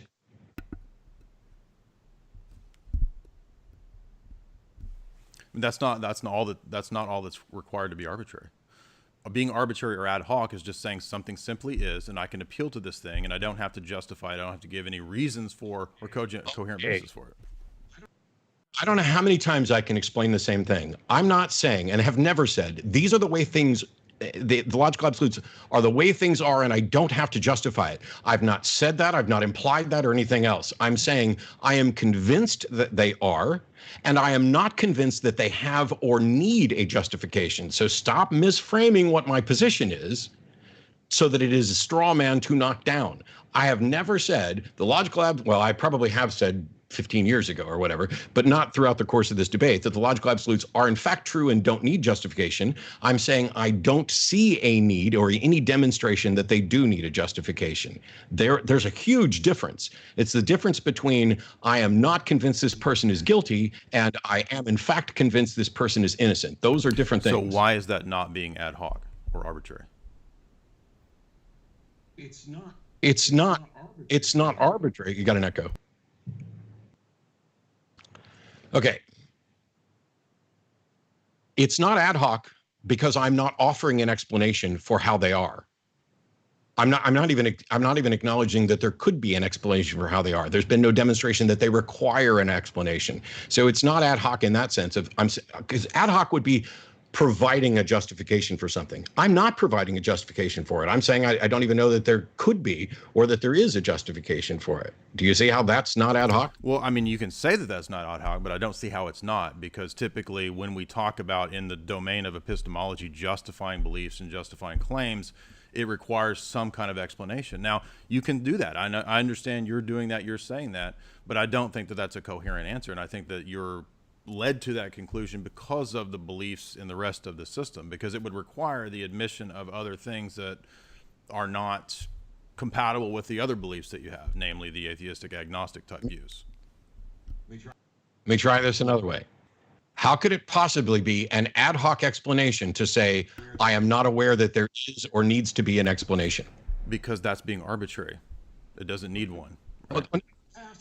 I asked how is that? So let me frame it this way. So there's disciplines that are called meta disciplines, right? Meta ethics, meta mathematics, meta logic. These are real disciplines that people study. Now, one could say that they're not real disciplines and dismiss it or whatever. But when we talk about giving a justification or giving an explanation for things or explaining how they could be in the rest of one's worldview, I don't think that that's an invalid question. And you've said that you don't believe that it needs a justification. You can say that that's not arbitrary, but to me it sounds arbitrary. On the worldview where God exists, there's regularity in nature because of providence, because God has set the world up to be regular. And that's how we can do the scientific method. That's how we can do logic. That's how we can do math. The world operates in a regular way.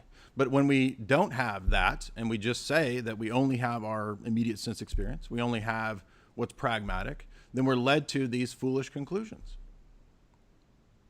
Okay, I'm a fool. No, I'm not saying you're a fool in terms of a pejorative. I'm saying no. Yes, you are, and this is the problem. I'm not offering any. You're echoing.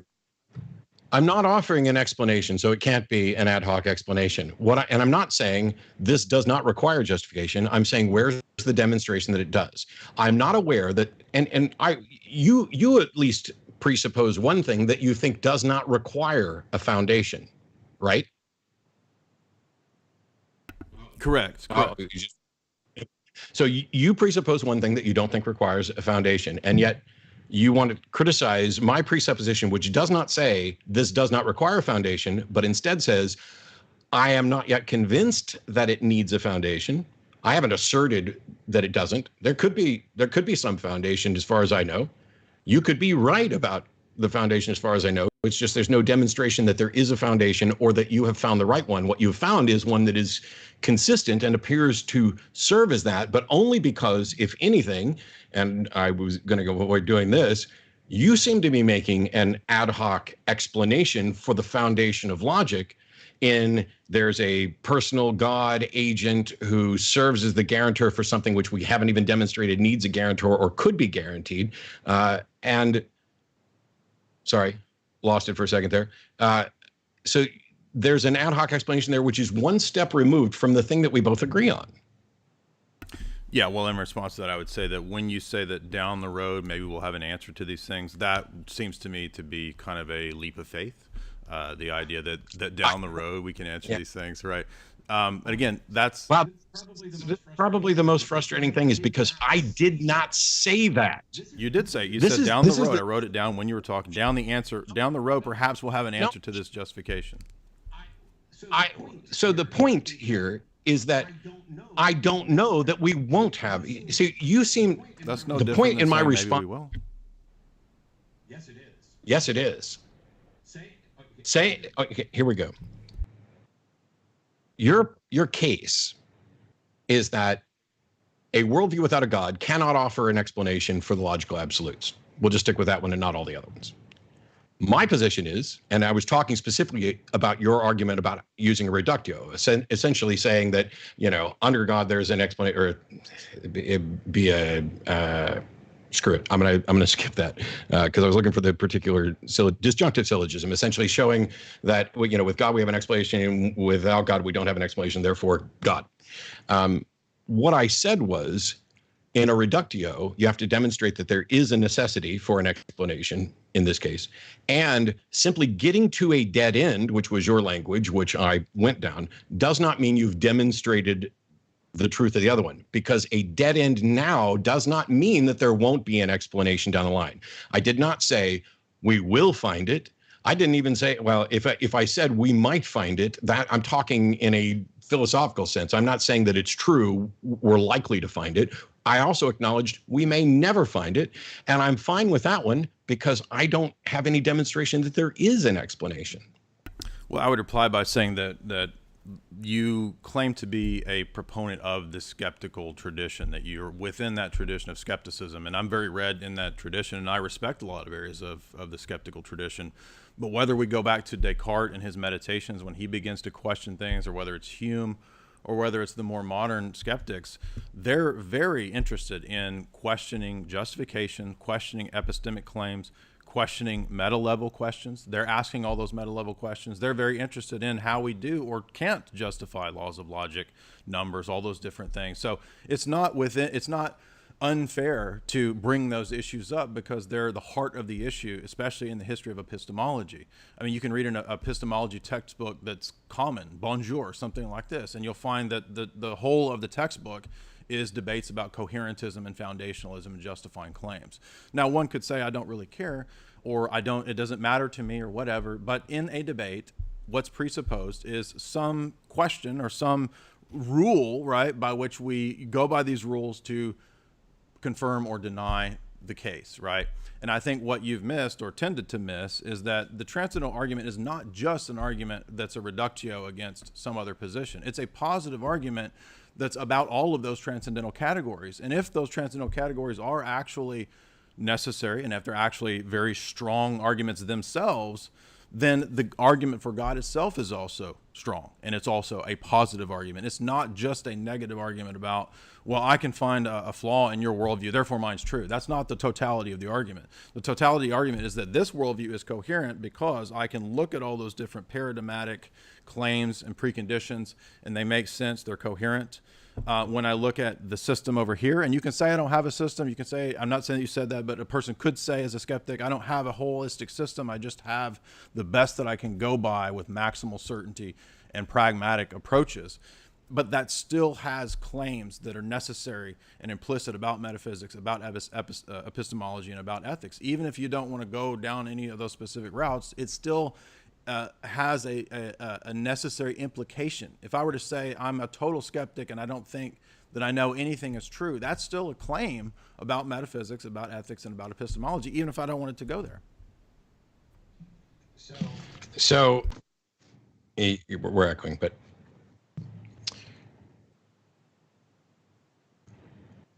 the issue here is whether or not there's a God. and you're presenting an argument for the existence of God based on the necessity of an explanation for logic, among other things, or as a foundation for it.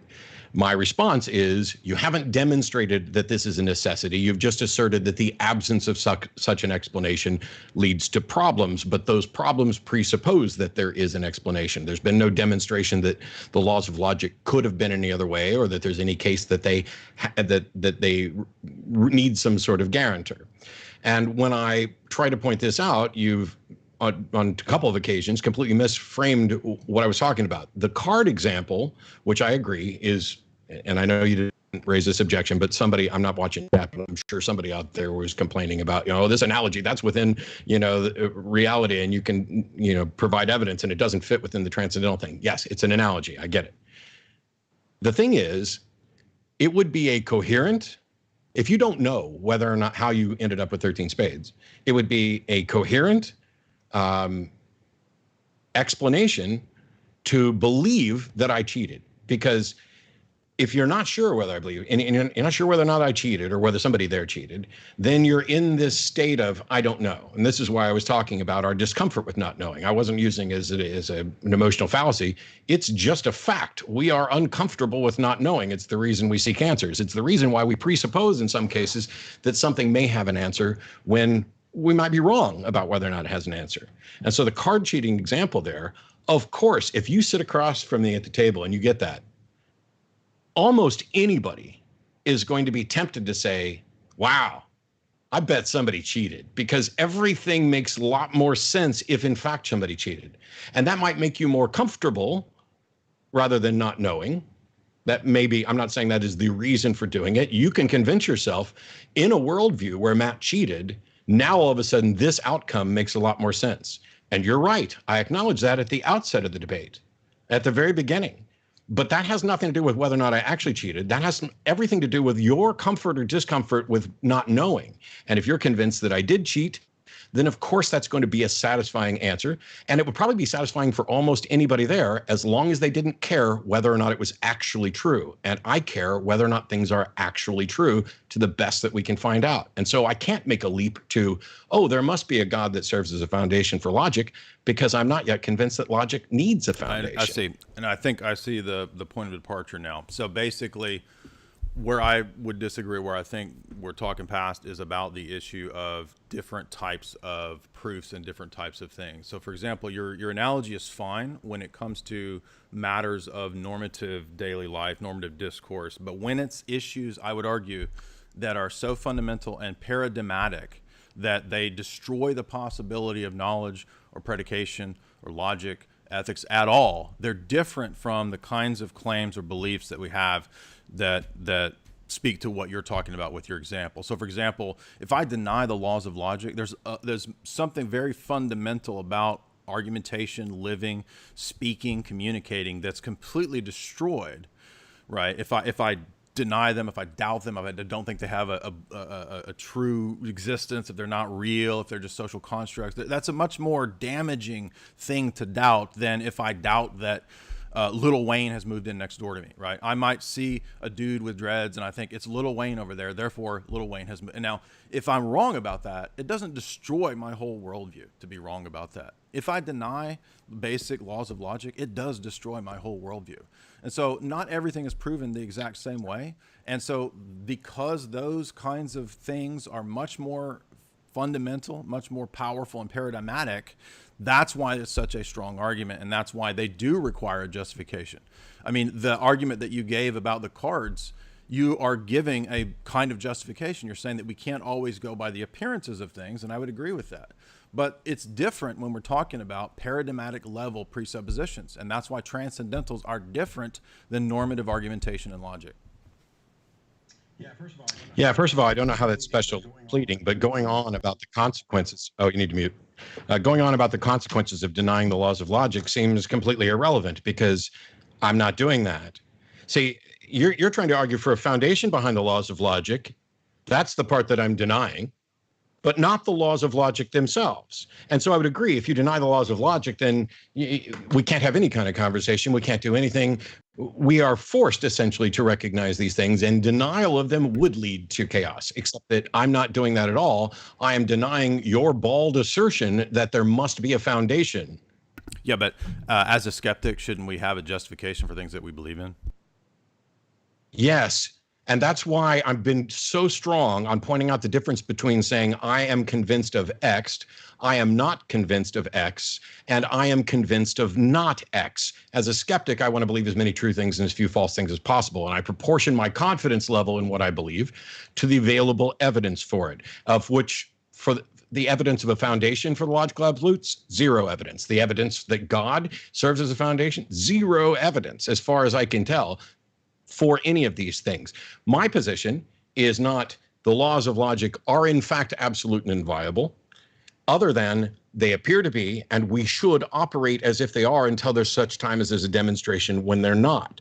These things continually demonstrate, we can't have conversations without them. They are as close to, if they're not absolute, they're as close as I think any of us could possibly imagine.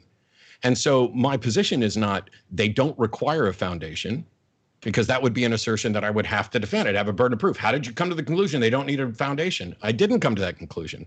I am not yet convinced that they do, because I have not, nobody's demonstrated that, and you and I would agree, at least within your worldview, there's at least one thing that does not require a foundation. And so given that, I'm not sure whether or not there's one thing that doesn't require a foundation, or two things that doesn't require a foundation, or zero things that doesn't require a foundation. Those are things that we don't seem to be able to demonstrate.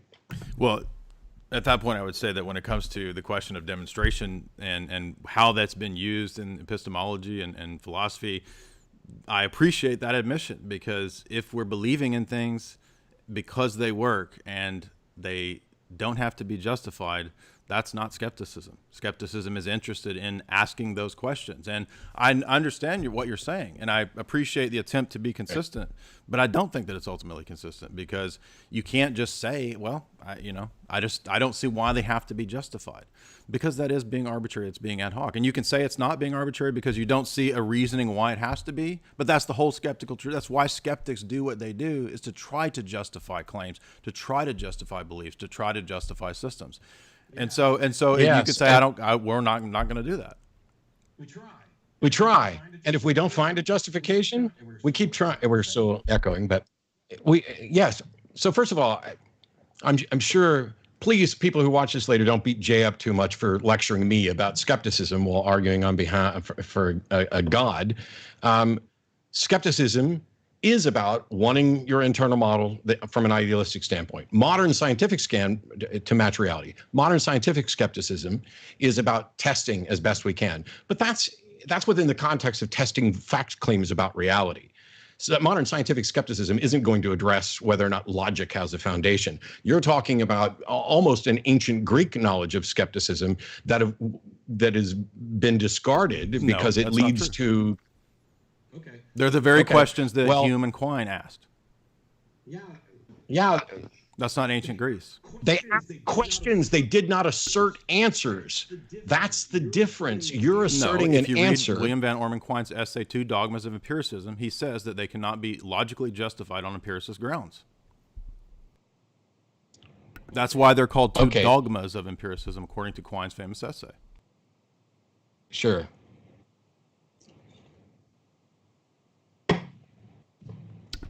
Hesher? Yes, sir. Yes, sir. We want to read some super chats. We're getting towards the last 15, 20 minutes. All right, yeah. We are into the final segment here. Great discussion, you guys. It was. Yeah, let's do that, Jay. Let's. I'm really enjoying it over here. And Jay, if you have any super chats, I guess now would be a good time to round those out. Franklin Chan. As one last clarification, you can say whatever you want about Quine. I'm not beholden to Quine. I'm talking about my thing. And this notion of skepticism, I've already explained it over and over and over again, and you have yet to demonstrate any sort of problem with it, except to assert that I'm not a skeptic in the same way whoever the hell you reference is a skeptic, and I don't care. Fair enough. Definitely one can take a different track, but I'm just interested in the history of different skeptics and how they talk and what they consider justification and how philosophy and epistemology typically speaks of justifying claims. But I'm not. I'm interested in what's actually true and demonstrable, which is why we're stuck. Okay. So we'll go to Franklin Chan. He says, thanks for the debate. Thank you, Franklin. Jolene K says, for the cause. Thank you, gentlemen. Thank you, Jolene. Michael Flaherty, $100. Thank you, Michael. Finally, a real debate. This is all. Tanner Terry, $2 says, atheism saved. Doorman 360 says, Jay bringing up Hume's argument about induction being unjustifiable in a materialist worldview. Why would today be the same tomorrow for no reason? Yeah, I mean, that's essentially the argument. Tanner Terry, $5. To both debaters, what are the... Go ahead. Are we going to address some of these? Sure. Because some of these, I mean, you know, when I say I don't care what Hume said or Quine said or anybody else, because, you know, I'm going to take pieces from different things, and I'm certainly not as well versed on some of those as they are. I'm talking about what my position is and why. When we talk about induction, we live our entire lives by inference and induction. We begin with this assumption that tomorrow is pretty much going to be like today, because the entire history of the world has continued to show that that's going to be the case. But we also do it with the recognition that tomorrow is not identical to today and that there are trends. So yeah, you know, I don't expect that the Earth's going to stop spinning on its axis in the next 10 minutes. But I do it with the understanding that it's very likely that, and almost certain that it will stop spinning on its axis at some point in the future. And so when we talk about induction, there's a reason it's not deduction. It's an approximation. It is an estimation. It's an inference about what things are going to be like. But that is not the same as wild-ass guessing, I guess, is probably the best way to put that.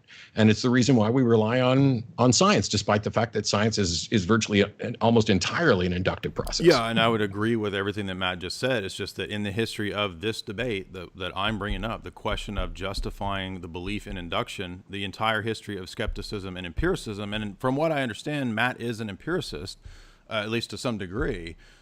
The whole point of Quine's essay, I'm not saying that Matt has to agree with everything Quine argues, but that Quine restated the argument from the time of Hume that it's a belief that can't be justified, and it's a belief that undergirds science. So the point is that science believes in things that cannot be logically justified.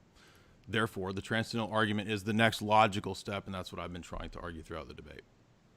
Tanner Terry, $5. To both debaters, what is the consequence of one's epistemology breaking down due to incoherence with their view of metaphysics and axiology? I don't know that there is. Well, one of the consequences is that if I'm wrong, then, no, actually that's not even it. So if my epistemology breaks down, I'd have to know in what way it broke down to know the consequences, because my position is not, the logical absolutes don't have a foundation. It's that I'm not aware of one or a need for one. If it turns out that somebody was able to demonstrate that there is a need for one, that doesn't crush my worldview. All it does is add something that I have yet to be convinced of. I become convinced of something new. And so my worldview changes all the time, every time I become convinced of something new across the board.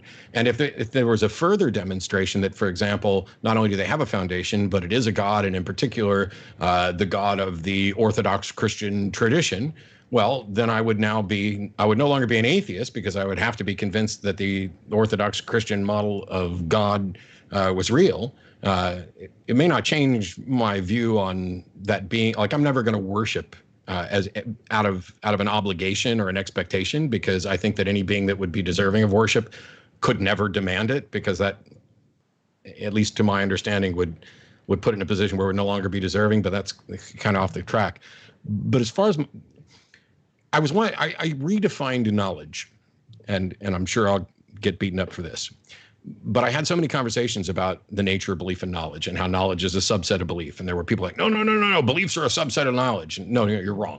Knowledge is a subset of beliefs. They're the things you believe, and then there's some subset of that you count as knowledge. And by and large, in a colloquial sense, when people talk about knowledge, not in a philosophical sense, because there you get to justify true belief, and now there's arguments over what's justified and what's true. In a colloquial sense, when people say I know something, and they're not just talking about like familiarity or awareness, but they're talking about knowledge in the sense of epistemology, all they're really doing, from my experience, is expressing a confidence level. They're saying, I really, really, really, really believe it. And so my working definition of knowledge was to say, belief is anything that you are convinced is true or likely true. And knowledge are those beliefs that if you were to find out you were wrong, it would be dramatically worldview altering. You know, if I can claim to know, I don't know, whether or not my phone is turned on. But what I'm really saying is I'm confident my phone is still turned on because I haven't turned it off yet, and I know the battery is pretty full, and there's lots of good reasons. And so I would argue that my confidence level is really high, and I know this. But I'm not saying I can't be wrong. And that's a fundamental difference, because if in philosophy it's justified true belief, and it turns out it's not true that my phone is on, then I could never count it as knowledge. And I don't think that's the way most of us use knowledge when we're talking about it in general. So I just went with knowledge are those things we believe so strongly that if we were to find out they were wrong, it would be worldview altering. And if I don't have a position, like if I'm not convinced that, if I had a view that the laws of logic do not require a foundation, then yes, that would be worldview altering to find out it was wrong. But that's not my position. My position is not being convinced of something. It's the same for God. It's the same for God. I'm not depending on God, I may be convinced that a God doesn't exist depending on how it's defined. But generally speaking, I'm just not convinced that there is one. Right. I would reply to the question, what are the consequences of one's epistemology breaking down due to incoherence in their view of metaphysics and axiology? I would say it's devastating. If the arguments and the positions that you're stating are so fundamentally unjustifiable, right? I mean, if I can't give an account for things in a philosophic and a logical, reasonable sense, which is often what we're required to do. This was so kind of ironic is in this kind of a debate, is that it's always pressed upon the theist, which fair enough. Yeah, we are making pretty grandiose claims, right? So we ought to be able to logically give an account, give a justification for those kinds of claims. And I think that the transcendental argument is the case. It is the argument for the existence of God. And so it is pretty consistent with a coherence type of view in terms of epistemology. So I would say that if one makes a fundamental paradigmatic flaw in one's epistemology, then their worldview and their system completely breaks down and is incoherent. Like, for example, if I say, I don't believe that there's an external world, right, or something like this would be so fundamental. If I don't believe that there's logic, right, that would be so fundamental that our whole system would collapse. And again, historically, nobody's had a problem asking, can we investigate and justify these kinds of claims? And I know that Matt's not saying that you can't ask those things, but he's saying that he's not convinced that there is a need to justify those kinds of claims and those kinds of positions. And again, I still think that it's arbitrary to say that I don't know and they don't require it, because if you're going to utilize things, if you're going to believe in things and act as if those things are the case, there's nothing wrong with me in a debate asking for the justification for those kinds of things, because it's the same kind of question that you would ask about a theist. Now, the argument is that, and Matt many times said, but you're saying that God is circular and you don't have to give a justification for God. I'm saying that the justification for God is the transcendental argument, and all systems ultimately are circular at their root. Yes, absolutely. Because you can never ultimately get past some final authority, right? But to say that that's not an argument, as I think just flatly incorrect. It is an argument. It's a transcendental argument, and transcendental arguments are valid arguments. Now, again, one could deny that, but the fact that if we deny transcendental arguments leads us to absurdities, that's the reductio, right? And that would prove that they are valid arguments in a logical sense, if something leads to a reductio, right? Well, if you do this again, maybe putting tag in a syllogism that can be addressed, okay, maybe we can get closer to an argument. But the is that for like the third time now, just a second ago, if you rewind, you were saying that that you think there was a problem with saying I don't know, and they don't. Hang on. When you were talking about whether or not the absolutes had a foundation, you said you think there's a problem with saying I don't know and they don't require it. I don't see any problem with saying I don't know. I don't say it's because that's almost always the right answer. I don't see any problem with asking a question, but at no point did I say they don't require it, which is, once again, you're still phrasing this as it, and I know you weren't necessarily directing at me, that you were talking in general about a problem. I would agree with you. Anybody who says the laws of logic don't require justification has adopted a burden of proof that I don't know how they could ever meet, and certainly nobody's ever done it. Saying they don't require it is a claim. Saying I'm not convinced they do is not a claim that they don't. Yeah, but you utilize the things that you say you don't know. if they require a justification. Yes. As a pragmatic sense, because they continue to work, and you utilize the same things. The one thing you utilize that I don't, you don't utilize the laws of logic. I'm saying that when you say that you do it because it's pragmatic and it works, that's not a coherent response as to how that's not a coherent justification. Just because something works. You're confusing whether or not it works with how it works or why it works. That you can't know. Saying that something works presupposes a category of value judgments to say that this is working, this is not working, this is good, this is bad. Yes. Right, and those are metaphysical beliefs and claims and truths. It's truth, which is what I talked about at the very beginning. That's the only thing that I'm presupposing here.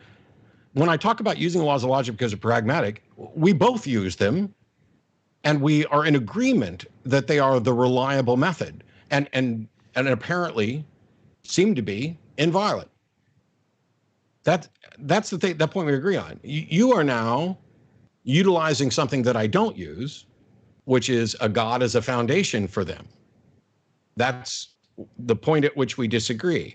And what you seem to be saying is that unless I can provide an explanation for why they work, I cannot have any reasonable expectation that they are in fact working. And that's a crock, because I don't need to know how my car works to know whether or not it's working. I don't need to know how we got to the moon to know whether or not we actually got to the moon. And logic, the laws of logic are something that all of us, well, you and I at least, let's not speak for everybody on the planet, we're in agreement of what they are and that they work. And so there's no way to criticize somebody for using something that works just by saying you don't know how it works. Well, I'm not convinced that you know either. Yeah, but again, it's a very specific and different question. And I appreciate the honesty of saying that you don't know that it can be justified. And I want to phrase it right so I don't misstate you, that you don't know that it's possible and you don't know that it can be justified. But I think that that's a weakness in the approach and the argumentation, because as a skeptic, you ought to be able to be asked that question, and it's not an unfair question, because if you're going,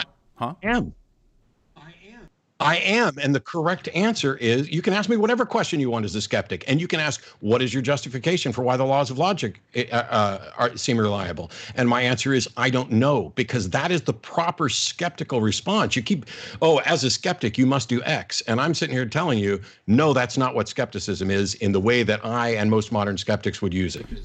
Because you can ask me, what's your justification for this? And my answer is, I don't know. Because if modern skepticism is about anything, and I'll talk about this in the Magic and Skepticism show at Dragon Con and wherever else, it is about recognizing our discomfort with saying I don't know, and how that is plaguing us to make logical mistakes and make fallacious leaps because, as I pointed out before, our discomfort with not knowing, when most of the time I don't know is actually the right answer. And the fact that that answer isn't satisfying to people is just too damn bad.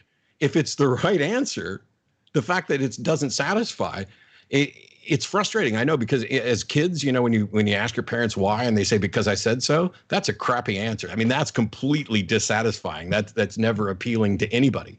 And what I see from Tag and others is basically a because I said so, only the I is God. It doesn't explain anything to us. The God has no the God concept has no explanatory power. No, it absolutely does, and I've been arguing this whole time how it does. It does because of the fact that there's a whole bunch of transcendental categories that are not material that we all presuppose, that we all utilize.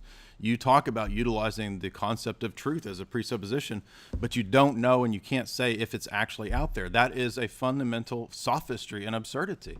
You can't utilize these things. You can do it, but you're doing it because the worldview of atheism is not true. That's the argument. And you could say that's not an argument, that's fine. But it is an argument, and it's a very powerful argument, because all of these transcendental categories are used.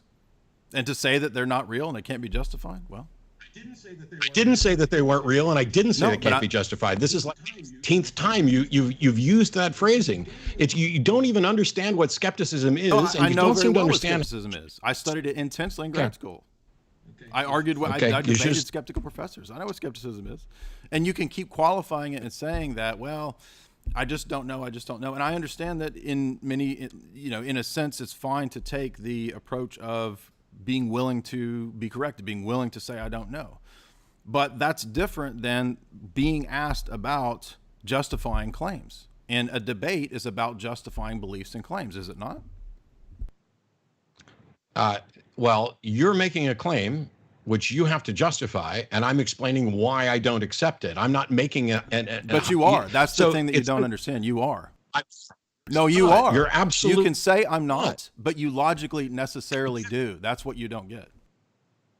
No, this is why I explained the difference between saying I'm convinced that you're innocent versus I'm not convinced that you're guilty.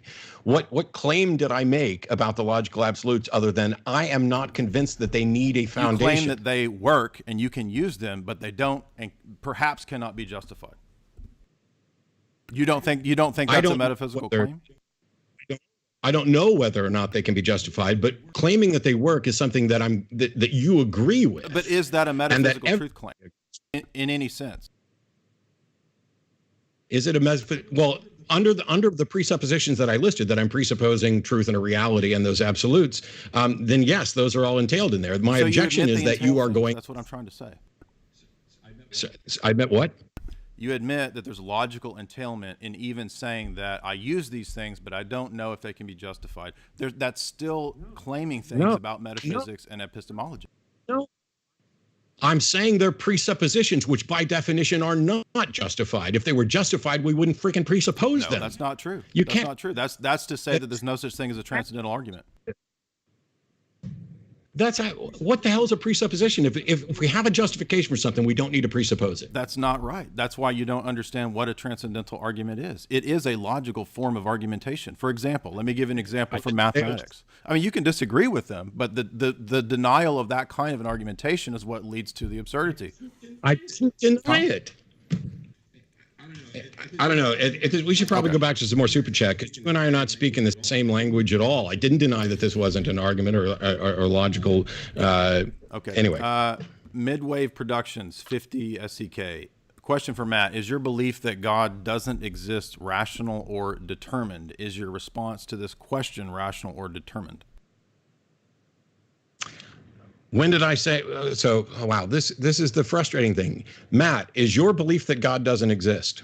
When did I express that? Because I'm not convinced that a God. First of all, we need to define a God. What God are you talking about? Which God? Because there are some gods which, by virtue of them conflicting with observations from reality, and I think we can be reasonably confident, those gods don't exist. If you say that your God makes the sky pink 24/7, well, the sky's not pink 24/7, and so there's a conflict either with whether or not that God exists or whether or not your understanding of that God is the same thing. My position is I am not convinced that a God exists. So when you frame it as if I'm asserting that there isn't a God and then asking whether or not it's rational, well, it depends entirely on which God we're talking about and whether or not I do actively believe that God doesn't exist. Yeah, I don't think that there is such a position as a skeptical neutrality that Matt would like to have. I know that in an existential sense, Matt takes the position of skeptical neutrality, but I don't think that he understands that even that position necessitates logical claims and metaphysical claims and claims about justifying things whether he wants it to or not. That's what I think is the disparity here. Jay, do you believe I have $1,000 in my wallet right now? I don't know. Do you believe that I don't have $1,000 in my wallet right now? I don't believe either claim. Thanks for refuting your own point from a moment ago. Correct, but that's at the normative level of interactions and not at the paradigmatic level. And that's special. See, that's two different things. That's two different things. No, Yeah, that's what I've been arguing. That's pleading. not special pleading, because the whole time I've been arguing for transcendental categories and arguments, not normative logical claims. Yeah, it's called special pleading. You're claiming the transcendental arguments are special, so they don't have to apply. You just said a minute ago that they're presupposed and that they're different. I said that they're presupposed. That's with respect to whether or not they can be justified, not whether or not they are fundamentally different and whether they follow. Like if you everything is derived from logic once you presuppose that as the foundation. Don't you think that there's something if I deny the laws of logic, that's more fundamental than whether I'm wrong about the $1,000 in your pocket or Lil Wayne living next door to me? Isn't one of those more fundamentally damaging to a worldview? Yes. Then you admit the point. That's the whole point that I'm making about what a transcendental is and why it's so more fundamentally paradigmatic. I agree that two things are different. I don't agree that your explanation. Oh, sorry, I'm getting it. Time to take the trash out. I don't agree that your claim that because they're different, they're no longer subject to reason or the sort of epistemic warrant. The fact that we presuppose something is because we can't justify it. Currently, maybe you're offering a justification, and a justification without any epistemic warrant. No, I'm not. It does have epistemic warrant. Okay. I mean, the epistemic warrant is the arguments I've been making for the last 2 hours.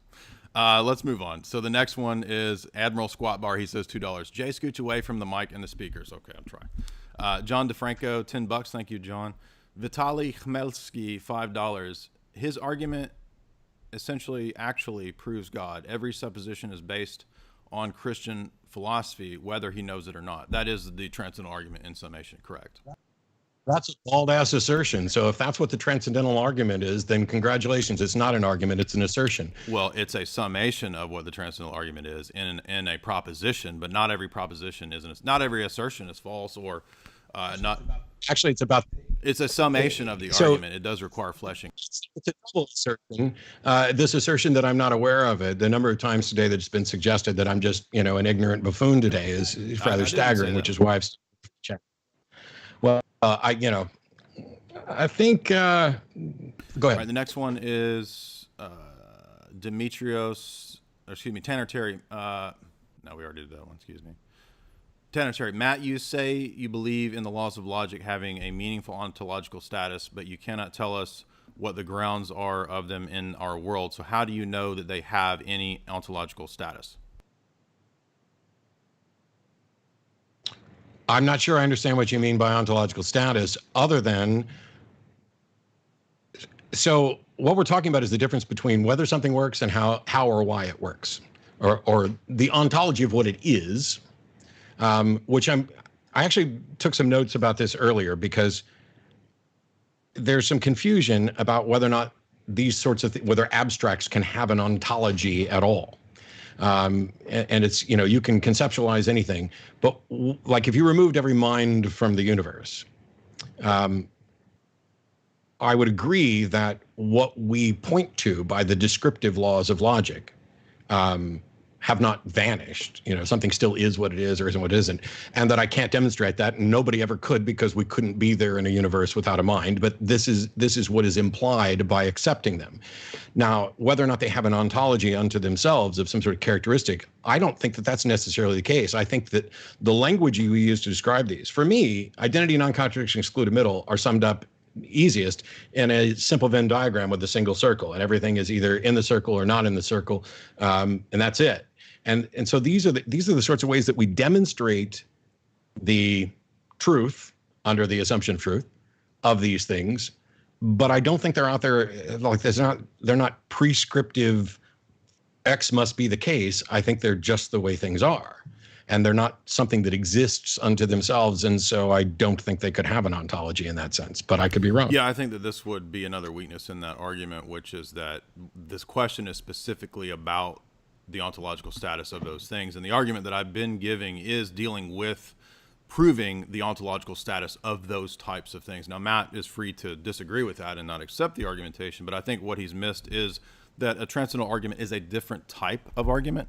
And that doesn't mean that it's not an argument, but it's a different type of argument. So, and it is a little counterintuitive to the way that we do normative logical Venn diagrams, as he mentioned, because it's a meta question. So one could theoretically say, I'm not interested and I don't accept or I don't want meta level questions to be asked or dealt with, but I don't think that I mean, I'm not saying Matt's necessarily doing that. Matt says he's open to any questions, but if we take the route of saying that I'm not going to accept transcendental arguments as valid arguments, then I think that leads us to very absurd conclusions. It leads us to reductios, and reductios are fallacies.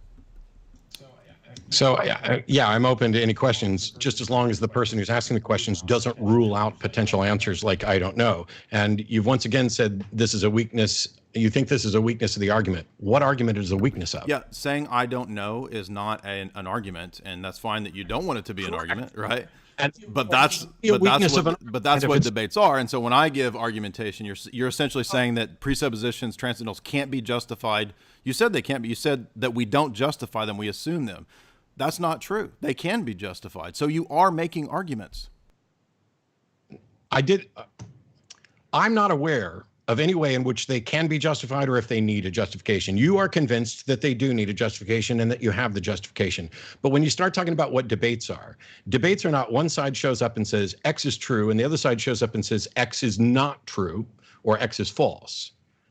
You don't have to have both two different people asserting something. That's classic debate. What you there's affirmation and negation. That's classic debate. Okay, well, I don't give a rat's ass about classic debate. Okay. Because you can still have a debate where one person presents their evidence for their claim and the other person points out flaws in the evidence for the claim. It's not a demonstration that they're wrong. It's a demonstration that they are not warranted in saying that they're correct. And you still have a debate there, right? Yeah, and that can still be formulated as an affirmation and negation, because I can ask you, I mean, unless you don't want to deal with those kinds of questions, and that's fine if you don't want to, but there's nothing wrong with asking those questions back to you and pointing out that to say that something is, I don't know that it's provable, that still necessitates and implicates you in metaphysical and epistemic claims, even if you don't want it to. It doesn't. Yes, it does. It doesn't. That's what you don't understand. And that's why you don't understand that a transcendental argument is a logical argument and it's valid. It's going to be fun. All right, next up, Torpedo Fish, $5. Atheist empiricism provides no epistemic justification for universals, but theism does. Therefore, theism has more explanatory power of reality. I would say, I would phrase it different, but not more explanatory power, but it does have the explanatory power, correct. Yeah, and skeptical positioning of not being aware of whether or not I cheated does not have the explanatory power of being convinced that I cheated, and neither of them demonstrate whether or not I cheated. The analogy is a false analogy because it assumes that normative, epistemic, logical claims are the same as paradigmatic claims, and they're not. That's what you don't understand. Justin Stam, $10. Excellent display of logic of atheist presuppositions, but again, we see outside the format of a controlled setting at a university, atheists lose the argumentation. I'm sure Matt would Cool. disagree with that. Randy Churchill, $20. Thank you, Randy. Orthodox Pilgrim, $50. Matt Dillahunty, why do so many atheists go after Christians and not other religious beliefs? Is there something about Christianity that is infuriating to atheists? Look at Orthodox Christianity. It is better than watered down Southern Baptist views. Why do so many atheists go after Christianity? Well, I do a call-in show, so I take whatever God claims people present when they call in, and when I'm doing debates, I debate whatever they're actually presenting. If you're an English-speaking person somewhere in the West, probably the reason you see atheists going after, especially in the United States, why you would see atheists going after Christians and versions of Christianity more often, is because that's the predominant religion that has a privileged position that the most people adhere to in some sense. It would make, I mean, I've gone after Scientology, Islam, you name it. But it's kind of like saying, if where you live, 75% of people are dying from cancer, why aren't you guys studying athlete's foot? Now, is Christianity the biggest religious problem worldwide? No. And actually, what I go after isn't necessarily Christianity, unless that's what the person's presenting or whatever version of theirs is. My thing here is to constantly go after whether or not a belief's warranted. And this is where one of the confusions, or in Jay's case, I just don't understand. When you show up and say, I'm convinced God exists for these reasons, my response is not, you're wrong, God doesn't exist. It's, you're wrong, those reasons don't provide the evidentiary warrant that you think it does. I'm not challenging your conclusion, I'm challenging your argument and evidence. And if I'm not presented with an argument and evidence, if I'm just presented with assertions, then we just keep going back and forth. And this is why when people say, oh, well, you're saying this. No, I'm actually not saying that.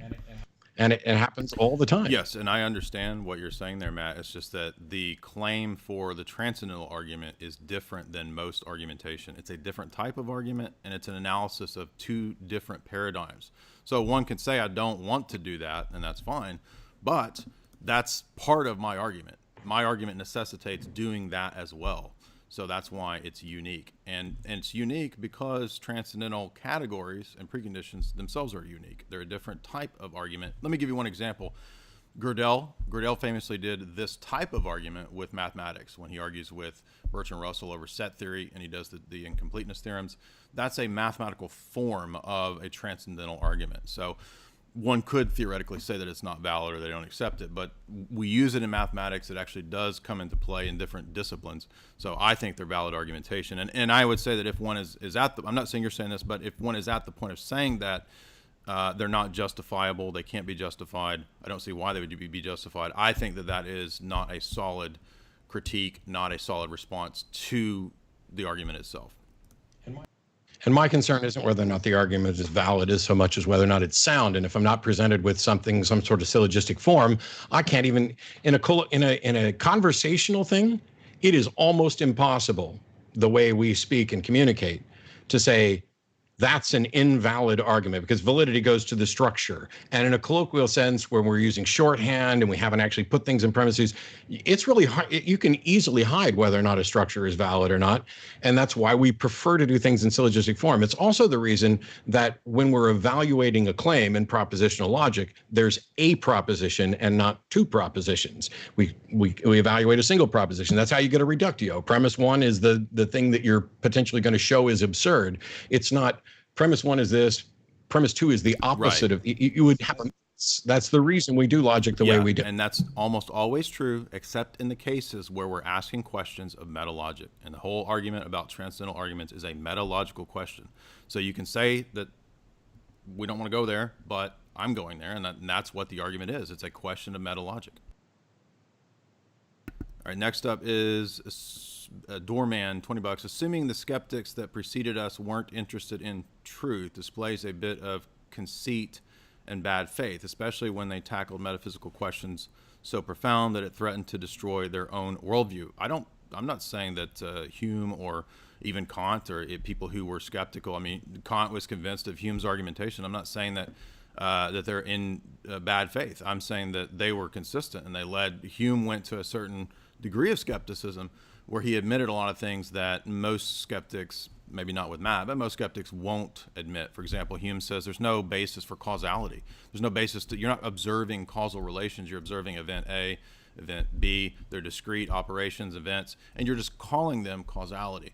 I think that causality is real. I think it's a transcendental category, just like telos and the other things that I've listed. The question about meta issues is, can they be justified? And one can say, I don't think so. I don't know. Matt's position. I think they can. I think because they point us to God is why it's such a strong argument. And again, Matt, I understand Matt doesn't buy that argument. I'm not even sure that the way that was phrased, I'm not sure that was directed at you or me. But if I gave anybody the impression that skeptics don't care about truth, that's not remotely what I'm talking about. There is the question of do we have access to truth? And, solipsism and all the other little things we talked about play into whether or not we actually have access to truth. And so when I look at the world, I don't make proclamations about absolute certainty or truth in anything other than a kind of compatibilist, or not compatibilist, but I don't want to go down and get people confused on free will. So if I roll a die and it comes up a 4, I can look at that and I can say, it's true that die has rolled a 4. And if 99% of the population agree with me, now I've got this independent confirmation that we rely on, for testing epistemic claims and stuff like that. But the fact that there's 1% of the population that points to that die and says, no, it's true that the die rolled a 17, doesn't mean that we're on any sort of shaky ground in what we're talking about. But that is truth at kind of this level. And the question is, how do you know that your experience of reality is true? How do you know that the reality that you think you experience is actually the true reality? And I don't know that there's any solution to those problems. And so rather than pretending that there is, I'm just going to say, wow, that's an incredibly intriguing, question that philosophers have toiled over for ages, and I'm not convinced that anybody's come up with the right answer yet. Benny Red Pill, 5 Canadian. Matt, why do you refuse to debate Skeptico? He has empirical data that destroys materialistic dogma. I don't know that I'm aware of who Skeptico is or that I've ever refused to debate. I don't Where did you hear that I refuse to debate? I'll tell you who I've refused to debate. I won't debate Cy again, and I won't debate Ray Comfort again, even though I've debated both of them, because Ray has expressed that he's not interested in debate. He just wants to come on and witness. And okay, if you're not going to present an argument and you just want to tell me that Jesus loves me, cool, you can do that anytime, and it's not a debate. And Cy is a genuinely terrible person who mistreated somebody who was a friend of mine. Apart from that, I don't know if there's anybody who I've refused to debate. You can find some people who refuse to debate me, like Bill Craig, but I take pretty much any debate somebody wants to do. So I don't know who this Skeptico is or anything. Maybe I do. Maybe in the course of the years, once upon a time, I knew who it was. I don't know. I debated Skeptico. You can find my debate with him. It's pretty amusing if anybody wants some entertainment. But Demetrios Klados, 20. Jay, as a scientist and orthodox, I stopped debating with an atheist a while back. Now I just pray for them. However, I appreciate watching your attempt to reason with spiritually dead and the unreasonable. God bless. Well, that's thank you. I'm getting that on spiritually dead and unreasonable. That's getting on a t-shirt. I'm not going to read the next one. Foregone. That's I'm not going to read any rude comments. Tanner Terry, $5. To both debaters, how does your worldview deal with ground types and classes of things? I don't know what ground types are. Well, that's two of us that don't know. Classes of things, if you mean like Aristotle's classes of kingdom, phylum. I mean, I don't have any problem admitting the reality of classes of things. So Franklin Chan, $9.99. Thank you for all your work. We do a lot of categorizing, which we've done in here. There's a difference between something that's physical and something that's abstract, something that's, you don't want to confuse the map for the place sort of thing. So we can put things in, if that's what you're talking about. I don't know how much time I spend doing that. Franklin Chan, $10. Thanks for all the work, you guys. Hans Lager, $5. Support for Jay. Thank you, Hans Lager. Michael Flaherty, $150. Matt, you have been a gentleman and the best that we've seen with Jay. Let's get off of the internet and onto a stage with your buddy Sam Harris. I guess, are you saying me or are you saying Matt? Matt's been on stage with Sam Harris. Must be you. I've done quite a few events with Sam now. Yeah, I would always. I don't turn down debates either. I'm like Matt. I'm a debate hound, so I would say yes to most debates. Seraphim S, $5. Matt said that we should follow laws of logic. This is an ethical claim. Why should we follow the laws of logic in his worldview, since this is a question of meta ethics? Well, I don't recall making a statement that we ought to, or at least not in the context that you're saying. But I talked about it being this is useful. It provides truth. There's a presupposition in order to say that you ought to follow the laws of logic, and that is that you ought to do the thing. Well, it becomes circular right then, because you ought to care about the truth and you ought to work to be consistent with that. Any argument that I make for why we should care about the laws of logic necessarily depends upon them. You can't have any sort of argument or reason without beginning to assume them. And the fact that we must do that, this is why I'm convinced to the highest confidence that I can that they're absolute, is that you would have to assume that they're true to try to demonstrate that they're not true. And my thing isn't, so logic tells you nothing. Logic itself tells you nothing about the facts of reality. It is the tool that we use to then categorize things, to say this is A and this is not A. I mean, that's the nuts and bolts of it. Why should we do that? I would argue that the evidence shows that remaining consistent with logic and constructing logical arguments makes you avoid being wrong or limiting your risk of being wrong. And that if you stopped doing that, if you tossed out the laws of logic, you would be dead. The world would descend into chaos, as Jay was pointing out earlier, that this is not only absurdity, but as I would say, it's incredibly dangerous. But now you're at a point where the question becomes, oh, well, what makes you think I need to care about whether or not I keep living? Well, that's entirely up to you as to whether or not you want to keep living. But if you toss the laws of logic out, I think you probably will find out you're probably not going to live that long. Okay, yeah, I would, the one point where I would disagree with Matt there is the claim that the laws of logic don't tell us anything about reality or the real world. I think that they do, and I think that the meta-level questions and math-related questions, questions that relate to engineering, those kinds of things, they actually do teach us and tell us things about the world. especially when we actually go and test them. Taylor Terry, $5. To both, do we know when something is convincing or has been properly demonstrated? Is there some standard? And if not, can anything be convincing? I would say that we have to assume that there is some intuitive sense that humans are so constituted such that they can recognize when something is coherent, when something is demonstrated and demonstrable, and they can recognize those standards. So it would be another one of those kind of things that are assumed in the process of learning, the process of science, the process of truth and mathematics. So the coherence between propositions and truths, between words and concepts, meanings, etc., that would be another transcendental category that would be assumed in the process, and something that I don't think you could empirically justify. But just because something's not empirically justifiable, in my view, does not mean that it can't be argued for or justified, hence the meta questions. I don't know. This is the whole reason that there's a debate, is kind of what you're asking is, what quality and quantity of evidence should be sufficient to know that you have a warranted belief.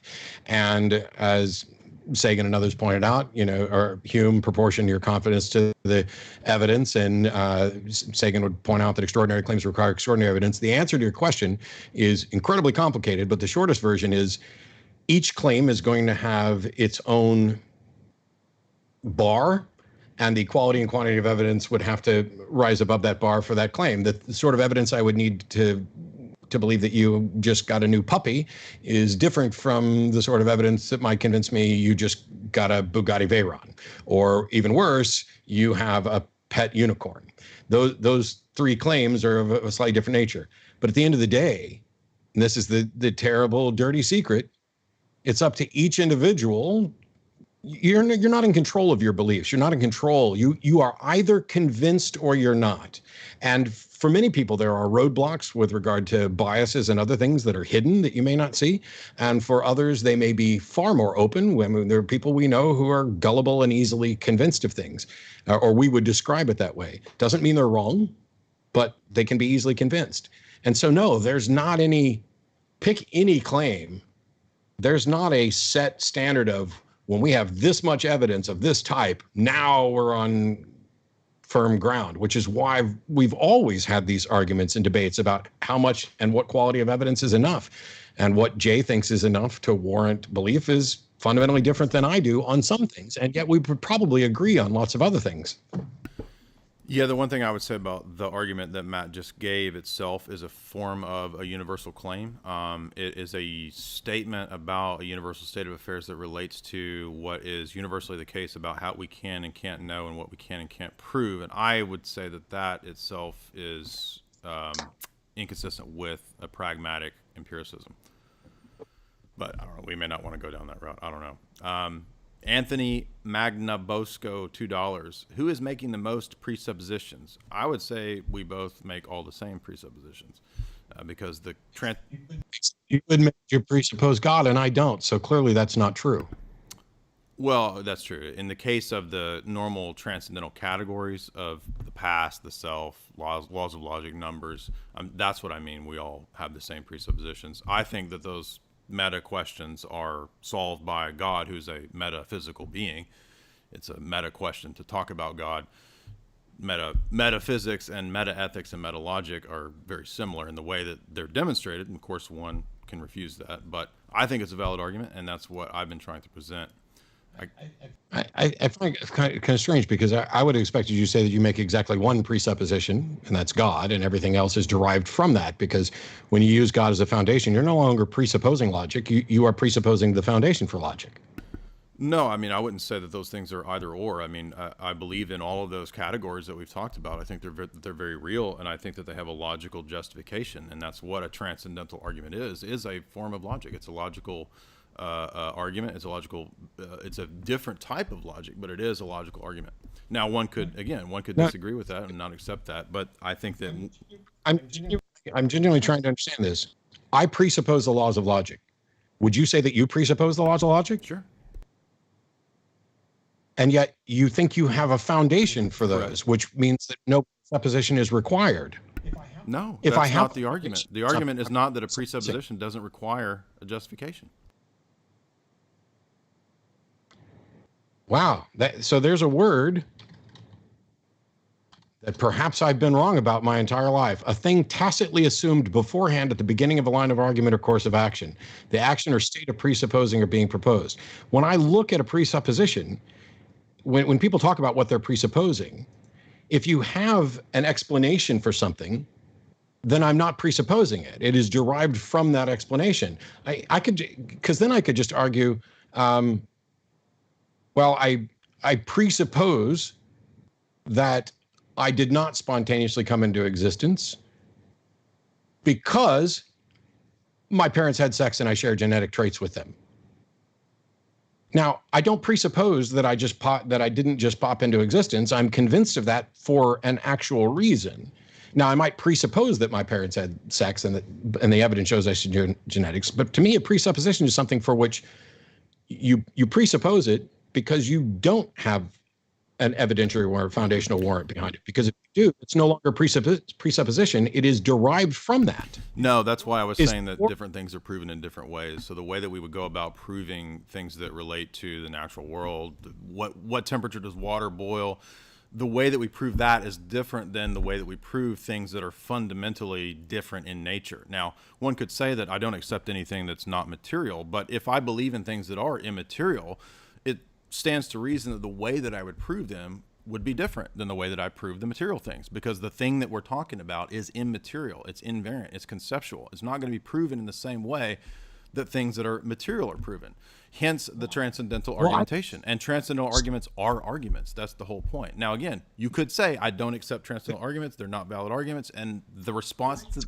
I don't know why you keep going there. I never said it's not valid. I didn't say I'm not going to accept transcendental arguments. I'm talking... So this little subtext is only about presuppositions. It doesn't matter that it's abstract. I don't presuppose love. Well, you could say that, but again, all I'm trying to say is that this is a branch of logic and it's a branch of argumentation that deals with justifying presuppositions and preconditions for things. Now, again, maybe you're not saying that you don't accept them. I understand that you're saying that they make sense in a logical way, but I'm saying it's not wrong to ask the meta logic question of can they be justified and how do we make sense of them? In fact, I've never said.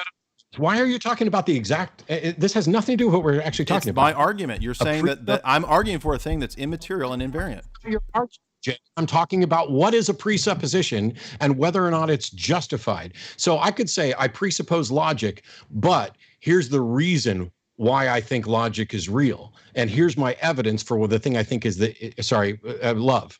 Here's, if I then provide a foundation for it, I'm no longer presupposing it. It is now a warranted position based on my argument. That's not what presuppositions are. Presuppositions are not things for which you have no warrant. They're different types of arguments and different types of things. They're just proven in a different way. That's all we're saying.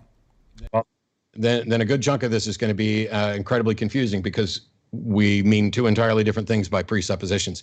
For me, when I say I presuppose something, this is something that I am convinced is true, but I cannot justify. And I'm not convinced anybody else can justify, or I would have a justification and I would no longer presuppose it. And I don't ever say I presuppose love or any other abstract. And so I don't know what the justification is for saying, oh, I presuppose something, but here's its evidentiary warrant. Right. So evidences can be given and proven or demonstrated for different types of things in different ways. Again, the way that we would do a courtroom drama and settle a dispute over who was murdered so-and-so, did Bill Cosby do X, Y, Z, that's different than the way that we would solve an abstract, complex math problem, right? Two different types of things, two different types of arguments. One is more abstract, more a priori, more immaterial and invariant in its nature. The other one is more solid, empirical, physical, right? But that doesn't mean that what we're arguing for in terms of transcendental categories aren't arguable and aren't provable and it's just that they're proven in a different type of way. So for example, and I know that Dr. Malpass disagrees, but actually, and I'll make one last point about this transcendental and we'll move on. But if you look at John Damascus, a famous 8th century Christian theologian, he wrote a book called Fount of Knowledge, and he looked back at Aristotle. I'm not saying that's true because Aristotle says, I'm just giving an example from Aristotle. Aristotle argued with the sophists, and the sophists said that if we deny the law of non-contradiction, you can't prove that, Aristotle. What if I come along and I deny the law of non-contradiction? Aristotle responds with a transcendental argument, and John Damascus backs this up. And I hope that Dr. Malpass is watching, because that's a response to his last essay that he wrote about me. But he saw John Damascus saw Aristotle as giving a transcendental argument, and the argument is that when you deny something that's fundamental and paradigmatic, the proof for that thing is in the fact that it's assumed in its denial. That is a transcendental argument. It's that simple, and it is a positive proof. It's just a different type of proof than normal empirical claims or even normal logical claims. And that's why, because the nature of the thing is unique due to its paradigmatic level. The three of you on stage, public forum. Can Jordan come? Michael Flaherty. That's out of my range. That's not up to me. I can't read Arabic. $2. Matt, would you debate Steve McRae? Oh, that's a really good question. No. Zach, because Steve's an ass. Zach, $2. Get it going. Jordan Peterson, Dyer, Harris. Yeah, we're not going to read any insults. Mr. Antarctica, $20 or $1. Thank you. Nemo Utopian, $2. Jay, does God generate logic or obey it? That's actually one quick thing I did want to touch on, which was if you know the transcendental argument for the non-existence of God from Michael Martin Tang, what this does is that it basically says that it assumes that the laws of logic are arbitrary categories that God sort of can change or play with at will or whatever. We wouldn't say that. We would say that the laws of logic, truth, etc., are reflections of God. They're reflections of the divine mind. So no, God does not change the laws of logic, and that's not a denial of his omnipotence, because within our paradigm, within our worldview, the meaning of omnipotence would be determined by the highest absolute metaphysical category within the worldview, which is God himself. So omnipotence is not determined by the guy who says, well, I think omnipotence must mean that you can make truth into a lie. We would reject that whole definition of what omnipotence is. So that's why we don't believe in the Tang view. Tanner Terry, $5. Matt, would you agree that meta-level discourse deals with justifying presuppositions, or while normative-level discourse does not? I don't know. I'm sorry, I'm getting the echo thing again.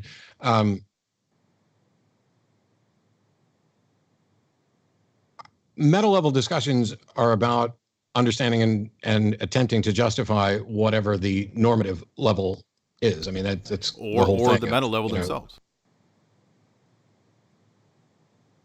Okay. Lucid Locomotive 199. Thank you, Mr. Antarctica. Oh, we read that one. All right. Well, wait, Matt. Catholicism, Orthodox. Matt, is Catholicism? I don't know why. I mean, this doesn't make any sense. Matt, is Catholicism or Orthodoxy more biblical or Protestantism?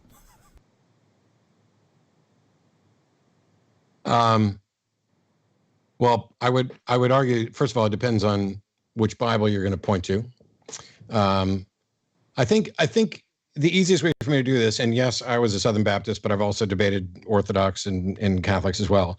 Catholics have extra books that don't exist in the Protestant Bible. So if you're going to say which one's more biblical, then it depends on which books you're going to include in your liturgy there to say, oh, this is what it's based on. I think there are Catholic beliefs that fly in the face of what is in, of course, the Protestant Bible. I think they've added to it. Whether or not that's justified or whatever, I don't know.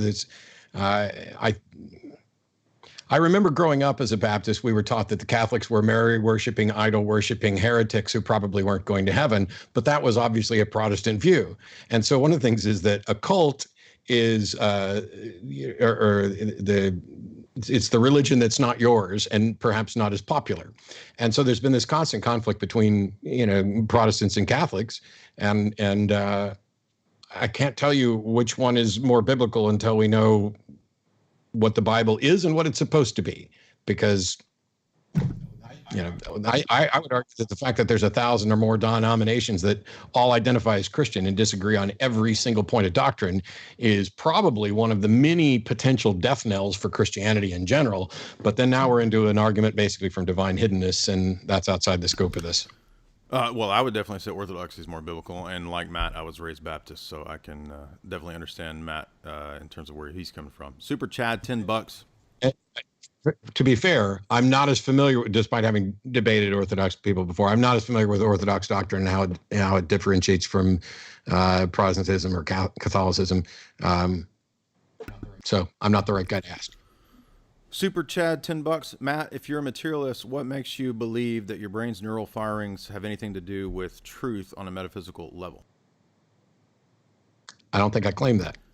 Mr. Antarctica, 2 NZs. Jay, without God is knowledge impossible. If by knowledge you mean justified true belief or giving a coherent account for our beliefs, yes, I believe that it would lead to absurdity, and ultimately that's kind of what the argument is in summation. That's all the super chats. Great debate, 2.5 hours. Thank you very much, Matt. I appreciate that. I've got Matt's link there if anybody wants to check out his channel there in the description. And a gentleman, a scholar, thank you. Thank you. I enjoyed it. I'm getting the echo. Nope. Yeah, I just want to say thanks, and we'll get this posted, and I'm sure we'll both get feedback from lots of people, and I'm sure I'll be pointed out, oh, you should have said this, or you didn't say this, or you were wrong here, or whatever else. And that's honestly one of the biggest reasons I do this. When I talked about before how I didn't walk in here with any notion that I'm likely to change Jay's mind about the big issues, there's also this notion that, I perhaps might change Jay's mind on some other issue, or that Jay might change my mind, or by having the discussion, somebody else might change both of our minds. And so I like the discussions. I kind of wish every single time, and there are people who I know are very frustrated with debates. I mean, I do, people call into the show all the time. I have my Atheist Debates channel. I talk about debates and debating and everything else. I know there are people who are frustrated because they don't think any good comes of any of this. And despite that, I have a number of friends who agree and disagree about the God thing, who engage in conversations.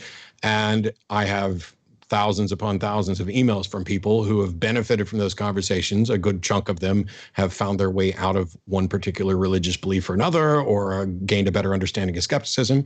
And a few of them have just said, you know what, I listened to you and I walked away more confident and firm in my beliefs than ever.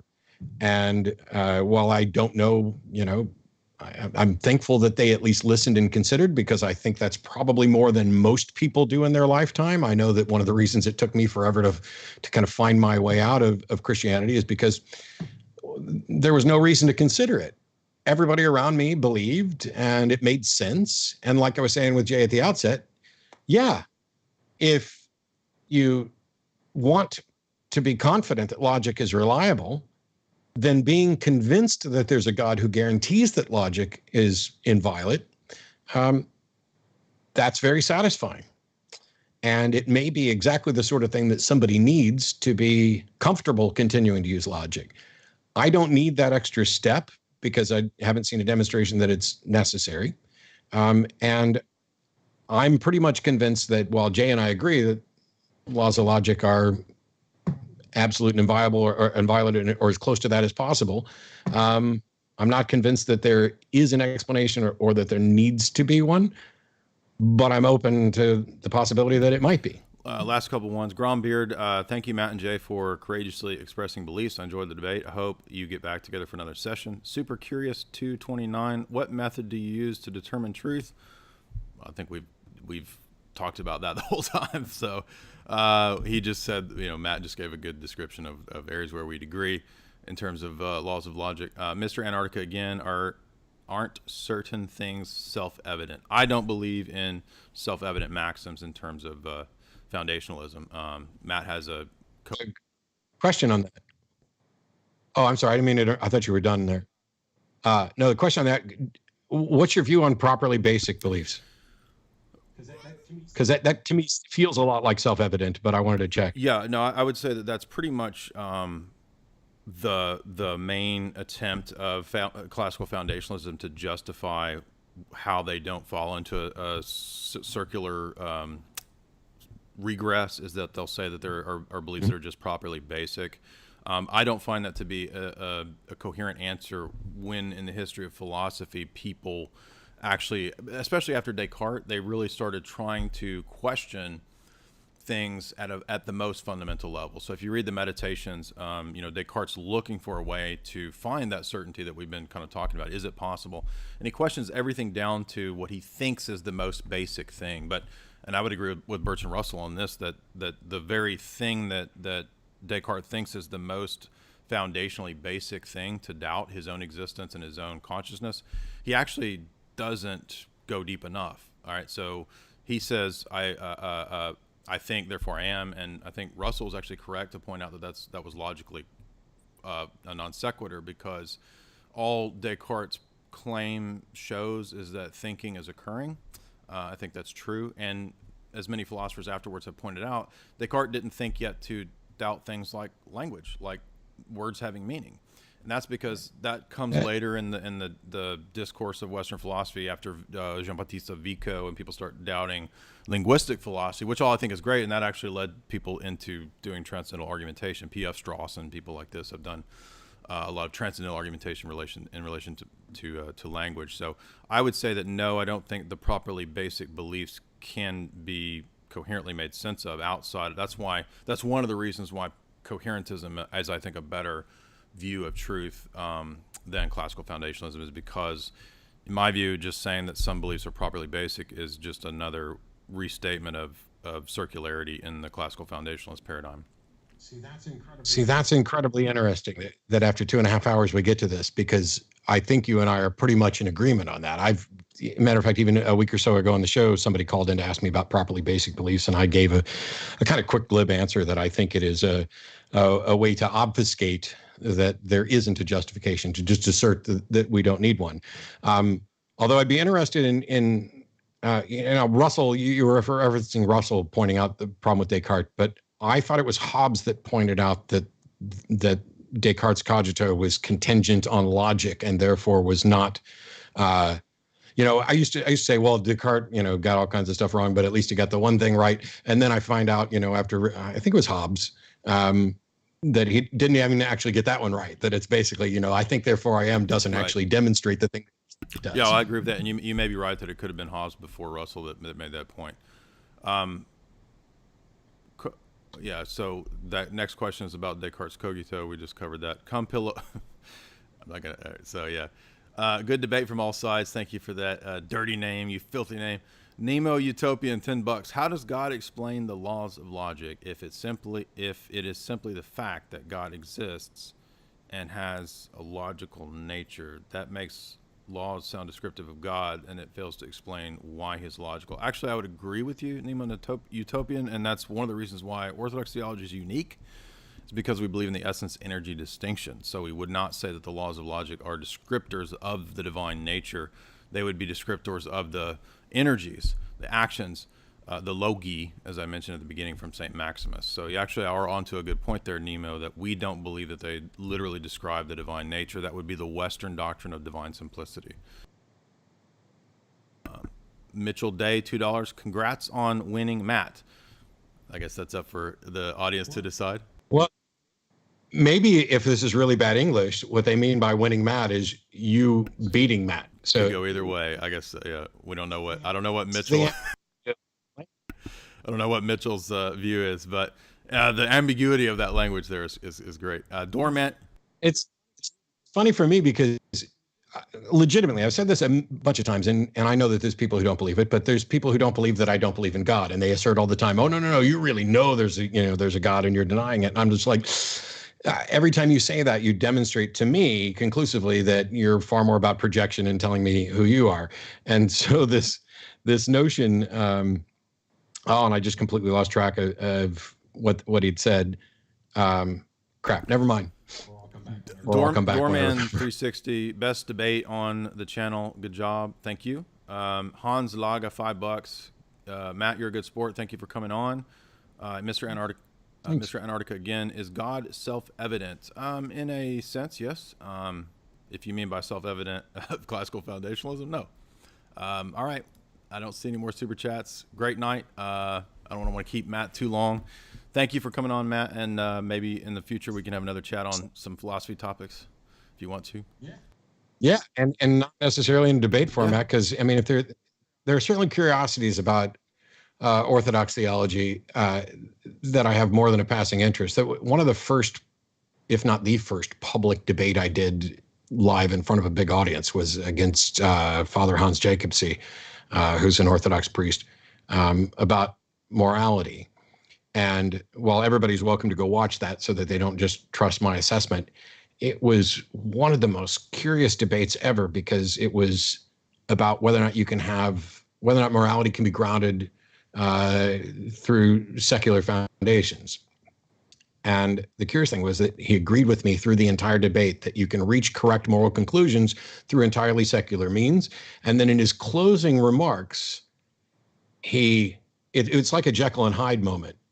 He stops agreeing with me and stops talking about how he'd go out and have a beer with me or whatever else. And he says that secularism necessarily leads to Nazis and gulags, and then went on a rant about pornography. And I was like, how could we agree for this whole thing to where, that gets to the point that I was talking about. I genuinely don't look at debates as a win-lose.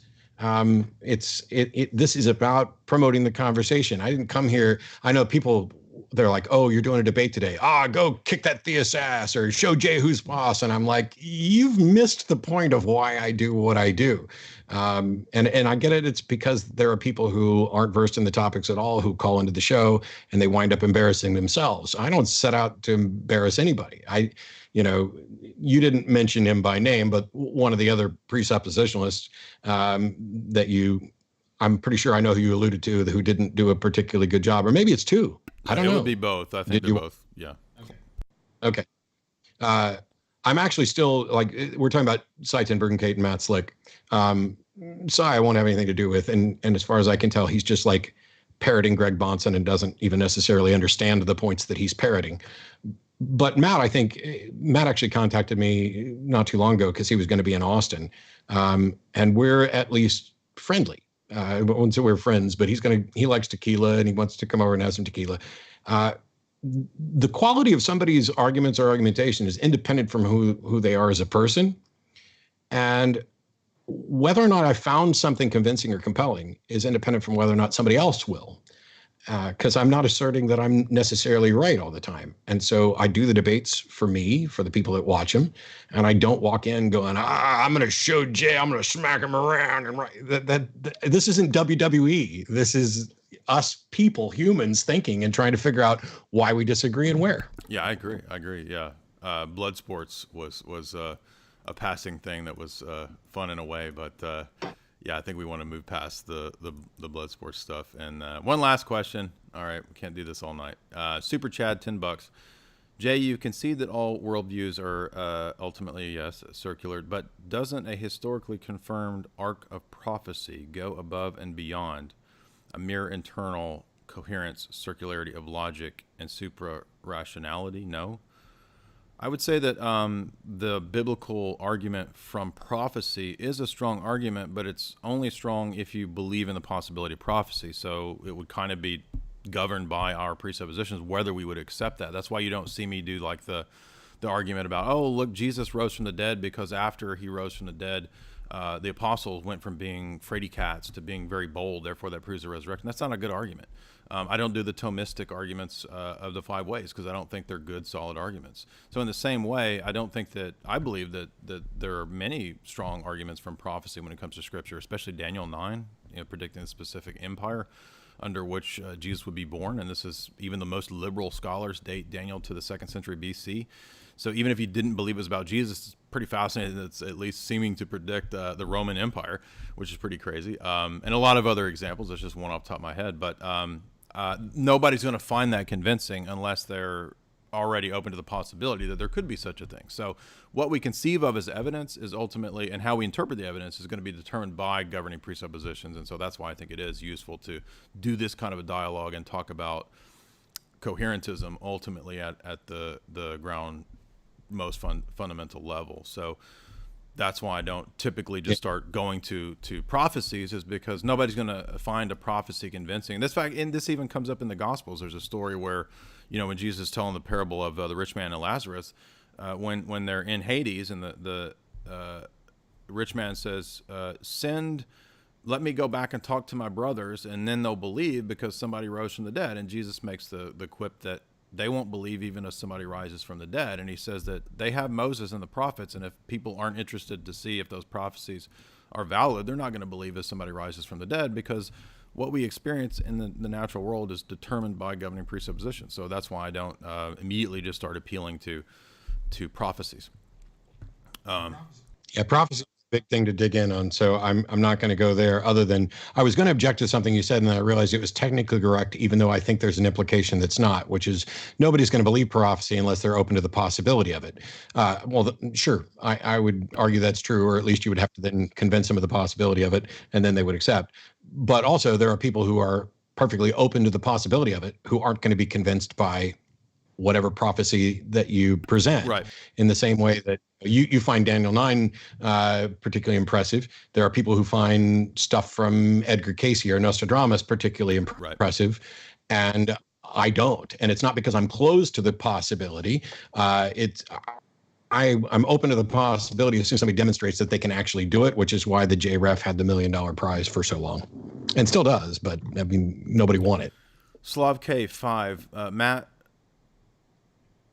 Matt, why do clown masses happen, and what is their justification? I don't think Matt cares about clown masses, but he can answer that if he wants to. I don't know. I don't think I know what clown masses are. So basically, since Vatican II and the Roman Catholic Church, there's been a lot of liturgical abuse, and sometimes they do they do mass and they have clowns. People dress up like clowns. So. Oh yeah. I have no clue. I seem to vaguely recall something like this, but yeah, that's not a question for me. All right, I think that's where we're going to end it. We took a lot of super chats, and thanks again to Matt for coming on. Again, his link is in the bio. Anything you want to say in parting, Matt? No, I've said enough. If you're interested in stuff that I do, stop by patreon.com/atheist debates, or watch the Atheist Experience live, or I don't know, mattdillahunty.com still up, but I don't think I haven't updated the calendar or any of that stuff. If you're going to be at Dragon Con, look around. I know there's 90,000 people there, but look around and say hi if you see me. All right. Thank you, everybody. Hesher, you got any final parting words for us, or alternate current radio? No, thanks, gentlemen. Great discussion. Really appreciated it. Thanks for letting me do the timekeeper on it, and we'll look forward to watching it on the replay. This was a really good time. I hope you guys do it again, and thanks again for having me. All right, everybody. Have a good night.